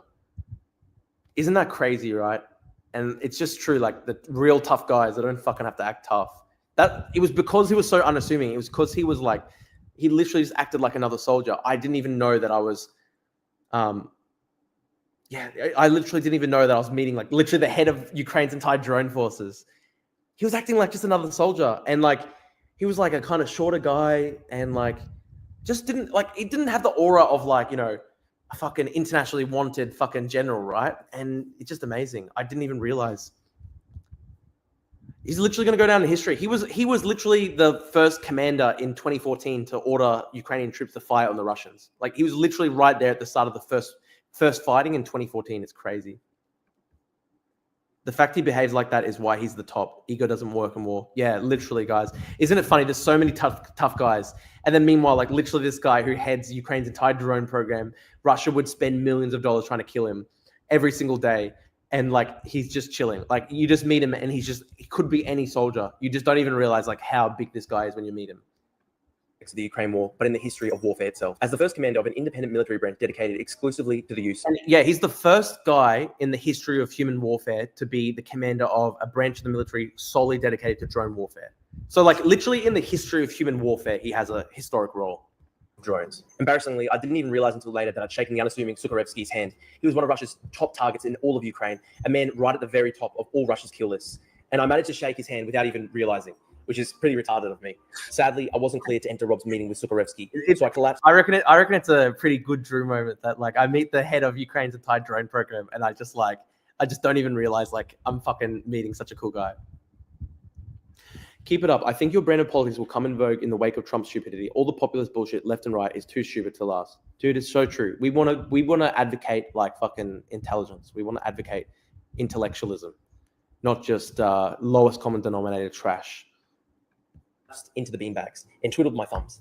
The guards assigned. This is a funny moment, guys. I'm describing a moment. I was in the Ukraine command center and like I was just like bored because I couldn't use my phone. It was in the car and I forgot my reading. So I was just like fucking ADHD bouncing off the walls and stuff like that. And I almost caused like a massive disaster because there was like a drone suspended from the ceiling above on the sprinklers. And it was just, it was like a meter long wide. And I go up to it and I just started touching it because I had ADHD. And it started fucking wobbling and it almost brought down the entire sprinkler system of the Ukrainian command center. And at that point, like I came pretty close to fucking up, Peak Drew, you're something else, man. Thank you, Miha. Let's rename Leningrad Oblast to Petrograd Oblast and Sverdlovsk Oblast to Yekaterinburg. Rename Kirov back to Vyatka. Any book recommendations? Yeah, a couple like Kolakowski, best history of Marxism, best ideological account. The one that I always recommend to everybody. I'm so proud that I finished all four of them. The Years of Lyndon Johnson. Literally the best thing I've ever read. Just in terms of history, it's the best history, but also just the writing is so amazing. What else? And I also recommend a literary book that I finished recently, The Son of the Century by Antonio Scarlatti, which is like a literary account of like Mussolini's rise. I thought that was a really interesting book. Also, I just finished, I'm not sure if it's going to be in the camera, but I just finished, literally today, I finished Peter Carey's True History of the Cali Gang. That's such a good book. I think I reckon that's the best, I would say that's the best Australian book that I've ever read. Best Australian literature I've ever read, the True History of the Cali Gang. Just really amazing Australian writing. What's that book next to the yellow left side? Here, you mean? Where are you talking to? What was the last one you mentioned before the Mussolini one? I didn't pick it up. Are you talking about the Son of the Century? No, sorry. Are you talking about the Years of Lyndon Johnson by LBJ? I think maybe that's the one I was talking about. Wait, 2 over.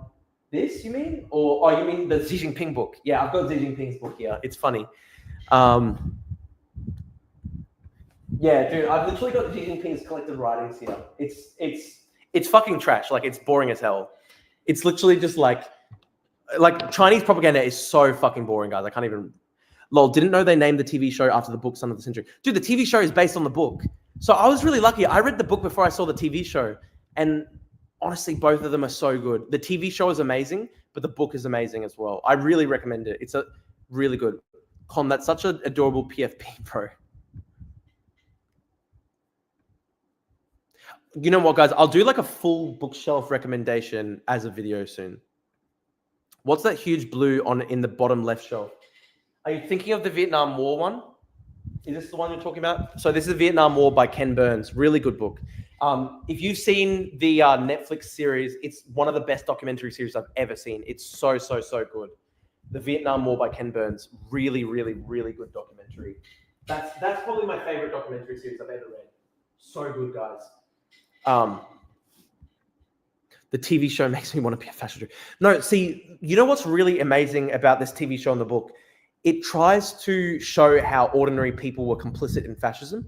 So it actually tries to convey the seductive power of fascism.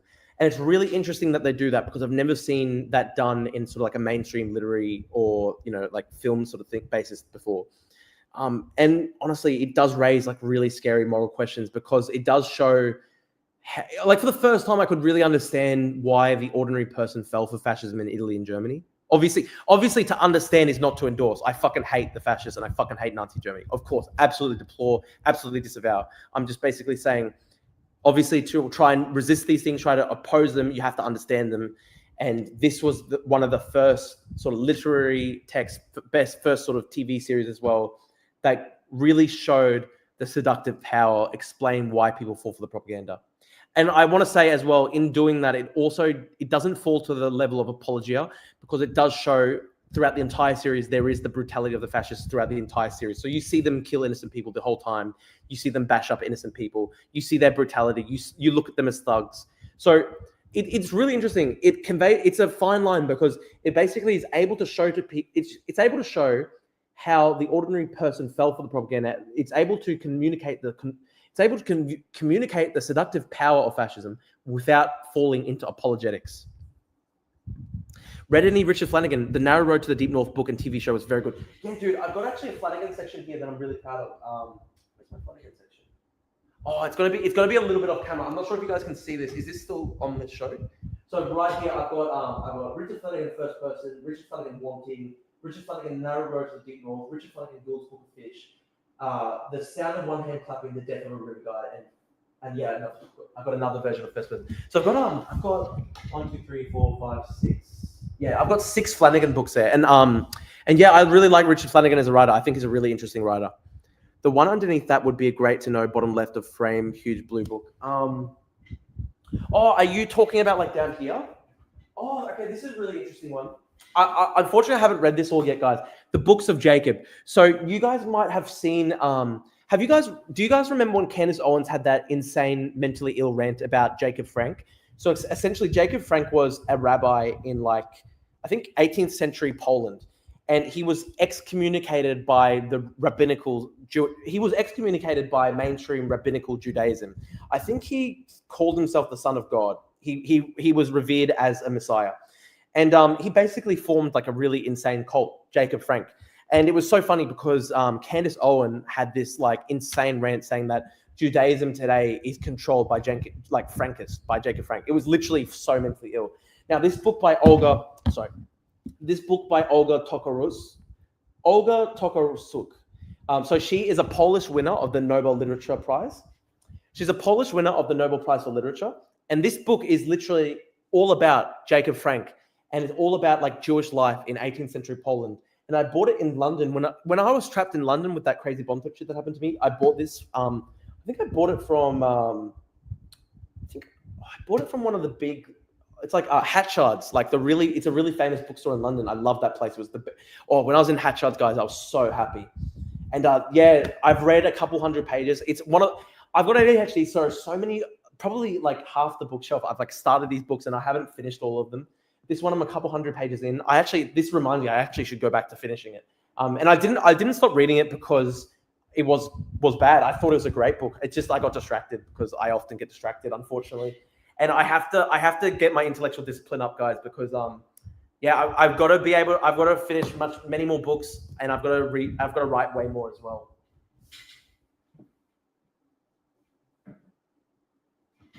But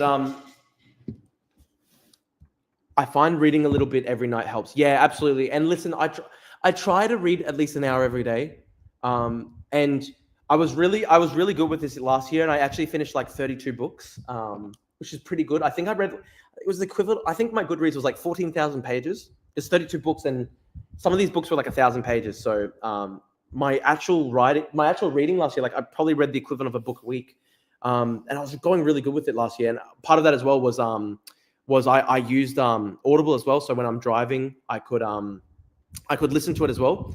And I had a really good system. I had such a good system, guys, because I'd drive to work. I'd listen to an hour of the book, right? I'd listen to the book for an hour. And the funny thing is, this is again my ADHD. I listen to books on 2 times speed. That might sound crazy, but I don't know why I like it. I can't listen on 1 time speed. So I listened to the book on 2 times speed. And I found that over the course of like an hour listening on 2 times speed, you can read, you get through the equivalent of like maybe 50, 60 pages. And what I do is like, I also have the physical book accompanying me and the ebook, because I love to download books from Anna's archive. And like, it'd be good. Like I'd listen for an hour, get through 50 pages. And then I would just, when I couldn't listen because, I'm not driving, I just go to the part of the book where I'm up to from the audiobook, and I keep reading in the physical thing. So I'd kind of like cycle between audiobooks, ebooks, and also the physical copy. I'd often have 3 of the same. I like to have all 3 versions. I like to have a physical copy, ebook, and Audible. It's autistic. I love it. And that's how I read so much last year. Yes, he was a famous Messiah claimant. I think he had close to 50,000 followers. I belong to a group of Frankist bodybuilders. Facts. Based. It's so funny. The Candace on Frankist thing was so insane. Sneaky Ninja says, I like how you were so passionate about reading. Dude, it has been actually like one of my favorite hobbies and passions since I was a kid. And it's funny because people like to just call me like a idiot or a slop tuber or whatever. But listen, the reason I put these bookshelves behind me is because like I love my books. And I try to read as much as I can. I don't know if Hassan Piker likes to read. I don't know. A lot of these guys don't really like to read, which is sad, I think. You should do book reviews, Drew. No, dude, I actually will. That is actually one thing I really want to do long term. And I'm going to actually start producing book reviews on my YouTube channel. So I'm just going to do everything, guys. I'm going to do like live streaming. I'm going to do podcasts. I'm going to do book reviews. I'm going to do video essays. I'll just do everything. And eventually my YouTube will crack through. Audiobooks for me, can't do paper myself. I have my phone, read them too. Yeah, Max Autism, bro. I just get the EPUBs. Hassan has never read a book. Yeah, dude, I don't think so. But I recommend to everybody, go to Anna's archive. Look, if you can afford to pay for a book, obviously pay for a book. And so I obviously pay for books where I can. I basically collected this library. I collected this library basically from the start. I've been collecting it maybe for about 8 or 9 years now. Probably 10 years now, because I started basically in 2015. So I was about 16. That's when I first started collecting books. And basically for a couple of years, like all my extra money, like especially in my first years at university, like in 2017, 2018, I was a part-time university tutor. Like I was a part-time tutor while I was at university. I tutored kids in high school. I tutored kids in high school English and history and all this stuff. And for a long time, like I basically plowed all my savings and all my like money into books. And the way I justified it was like, oh, well, like I'm investing in my own future at least, because it is education, right? My parents always thought it was a bit of a waste of money. But look, the good thing is I actually do have like literally 900 books. And listen, let me quickly show you guys. So this is just the shelf behind me, right? I've got like literally a couple hundred here. And I've also got like literally, another bookshelf here. And that's not even all my books. I've got a couple books still in tubs because like I couldn't even fit any of them. Do movies as well. I've also got a letterbox. Let me bring up my letterbox, guys. I get like autistic. I love my films. I love my books. I'm gonna hang on. I'm gonna get my letterbox up.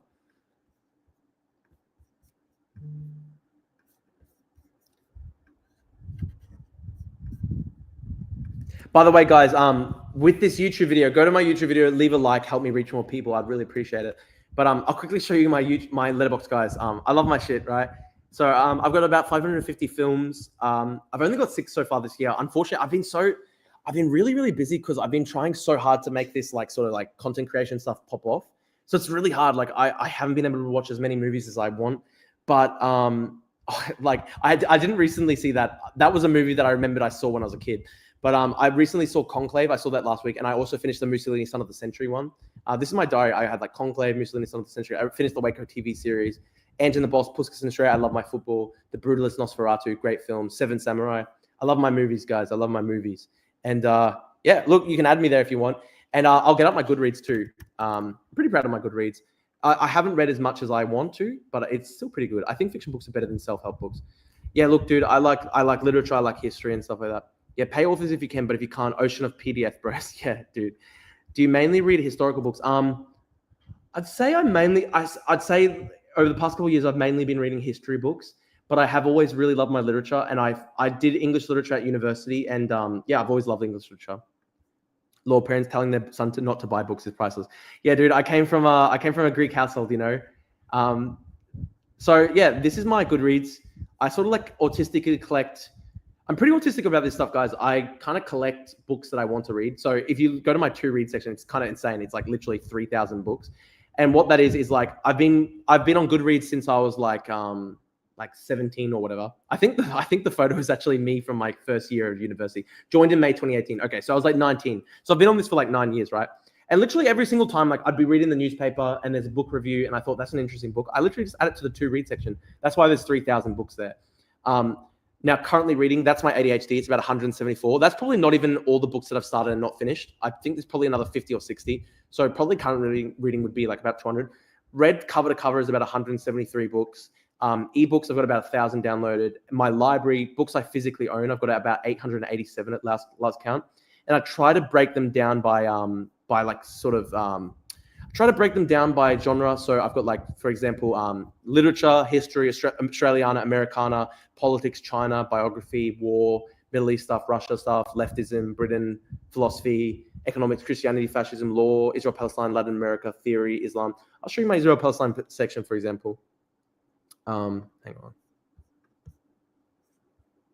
I'm passionate about this stuff. I love this stuff. So like I finished Netanyahu's. I read this book by David Shipler, Arab and Jew, Wounded Spirits in a Promised Land. Really good book. I read White Jews and Us, which is like I guess like a hardcore pro-Hamas type piece. It's really psycho. I read Rise and Kill First, The Secret History of Israel's Targeted Assassinations by Ronan Bergman. I read A Horse Walks into a Bar. And then there's like basically another 10 that I've basically like half finished, including like, I'll show you my Palestine section really quickly. Israel, Palestine. Hang on. So as you can see, I've got yeah, like Enemies and Neighbors by Ian Black. Yeah, I've got a couple there. So yeah, I've got like an Israel Palestine section and stuff like that. I've got a section as well on like Islamism. Yeah, like this is one of my biggest passions. I really love this shit, and I love being able to talk about it. So thank you for asking me questions, guys. But yeah, you know what? I might call it a day now, unless anybody has some last minute questions or whatever. But thank you guys for tuning in. It's like 2.5 hours. It's been really good. Go to my YouTube channel, subscribe, like the videos as well. It'd be really good.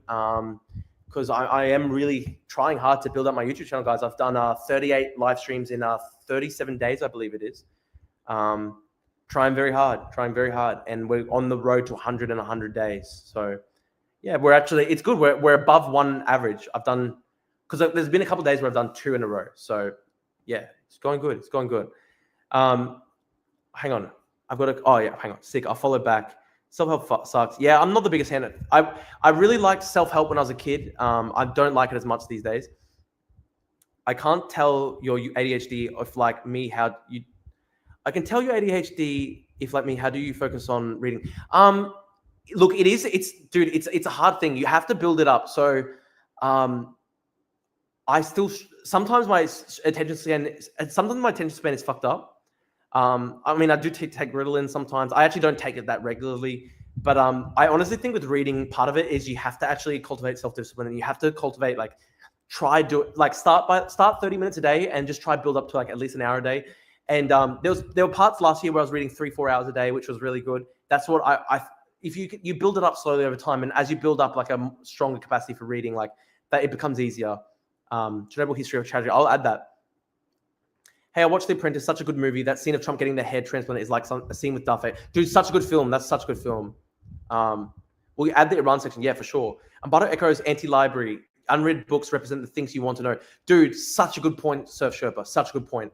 So I remember I was like 18 when I read that article about Umberto Eco talking about his anti-library. And it's like, that was like part of what inspired me, right? Because he basically said, like, because a lot of people have this mistaken assumption, like, oh, if you've got a library of books, you have to have read every single one. And it's like, dude, that's a SUED's approach to a library, right? The idea behind collecting books is not that you read every single one of them. It's a testament to how much you don't know. So the books behind me are not a testament to like Drew being smart or whatever. They're a testament to my lack of knowledge. They're a testament to my ignorance. The books behind me are a reminder. These are all these subjects that I'm interested in. At some point or another, I have to read these books, right? And it's like a lifelong project. It's like a lifelong inspiration. I've read maybe a third of them. Cooking stream when Drew. I will do a cooking stream, Drew. Win Drew. I love the energy. Thank you, bro. I get excited when I talk about my books, right? Good stuff, Drew.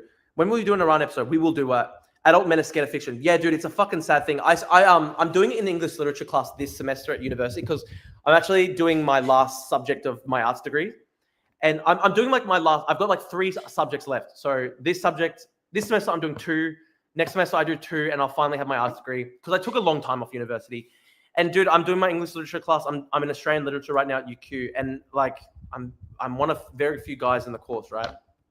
It's sad. It's really sad that a lot of guys are like, yeah, scared of fiction or whatever. I'm not sure why. It's a fucking sad thing. I want to encourage more guys to be into fiction.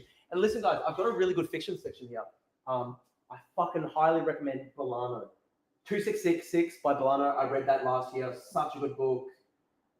Gabriel Garcia Marquez, Jose Saramago. This is like my Latin American section. Roberto Bolano, he's so fucking good. I really like Bolano. I've got Houellebecq there. He's a conservative writer from France.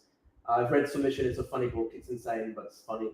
Svetlana Alexievich, she's one of my favorites. She's like a literary historical writer, and she's just amazing. Svetlana Alexievich is, I really highly recommend, guys, especially Secondhand Times. Such a good book. That's true in my experience. The people writing the books do not have credibility to give advice. Fiction sucks. Prove me wrong, dude. It's not. It doesn't suck. It's like a movie playing in your own head. I was shocked when I discovered that for some people, like when they read fiction, like they don't imagine it in their own heads. It's like that's the whole point, dude. It's like a movie in your head, right? Catcher in the Rye was the only one I really liked, and even that was stupid as fuck. I think I read almost all of that when I was like a kid. I think I like stopped before the final chapter because like ADHD. But I think it was a pretty good book. I mean, I've got it in my library somewhere. Hello, Belle. Hello, Belle. How you going? Beautiful creature. She's such a good dog, guys. I love my belly booster. Hello, Belle. I'm big on, yeah, dude, Con, when I was a bit younger, so like when I was like grade 8, I like read like through half of Stephen King's like entire like corpus. I was such a huge fan of Stephen King, and look, he's a great writer. I read like it's kind of funny because like I was like grade 7 when I think I was in grade 6 when I discovered Stephen King, and my parents didn't want me to read him because there's some crazy adult themes in there. And I remember the library at my school wouldn't borrow it to kids below the senior level grade, and so I had to get a letter from my mum to let me read Stephen King, and I got so obsessed, and I read I think like 20 of Stephen King's books. He's a good writer. He's a really good writer. I don't diss him. Honestly, he probably helped instill in me a love of reading. Like, and some of them are actually like straight up classics. Like I would say like The Shining stands up there as like an actually outright literary classic. What could happen if Bad Empire was sucked into a black hole? Good question. Listen, guys, I might have to call it a day because it's 10 p.m. here and I got to do family stuff. But Bell has better solutions to the housing crisis than I do. So true, bro. So true. Thank you so much, guys. Con, Yusuf, Wasted Design, Big Dog. Thank you, guys. Sneaky Ninja. Who else? Miha. Just Bertil. Just trying to shout everybody out. Edward Brines, Surf Sherpa. Thank you. Thank you so much for watching, guys. And remember, like my videos. Please like my videos to help me reach more people. Subscribe to my channel. Last comment of mine, get cold beer and crocodiles by Rob Smith. Okay, it sounds good to me. Cold beer and crocodiles. I'm going to look that up. Cold beer and crocodiles. Sounds cool to me. Thanks, guys. Cheers. Peace. Thank you, dude. Thank you, guys. God bless. Have a great day. And remember, subscribe to the Fortress of Righteousness. Help us build this up. I appreciate you all. Thank you so much. 38 streams in 37 days. We're on our road to 100. We're going to keep on going. Thank you so much, guys. Bless you all.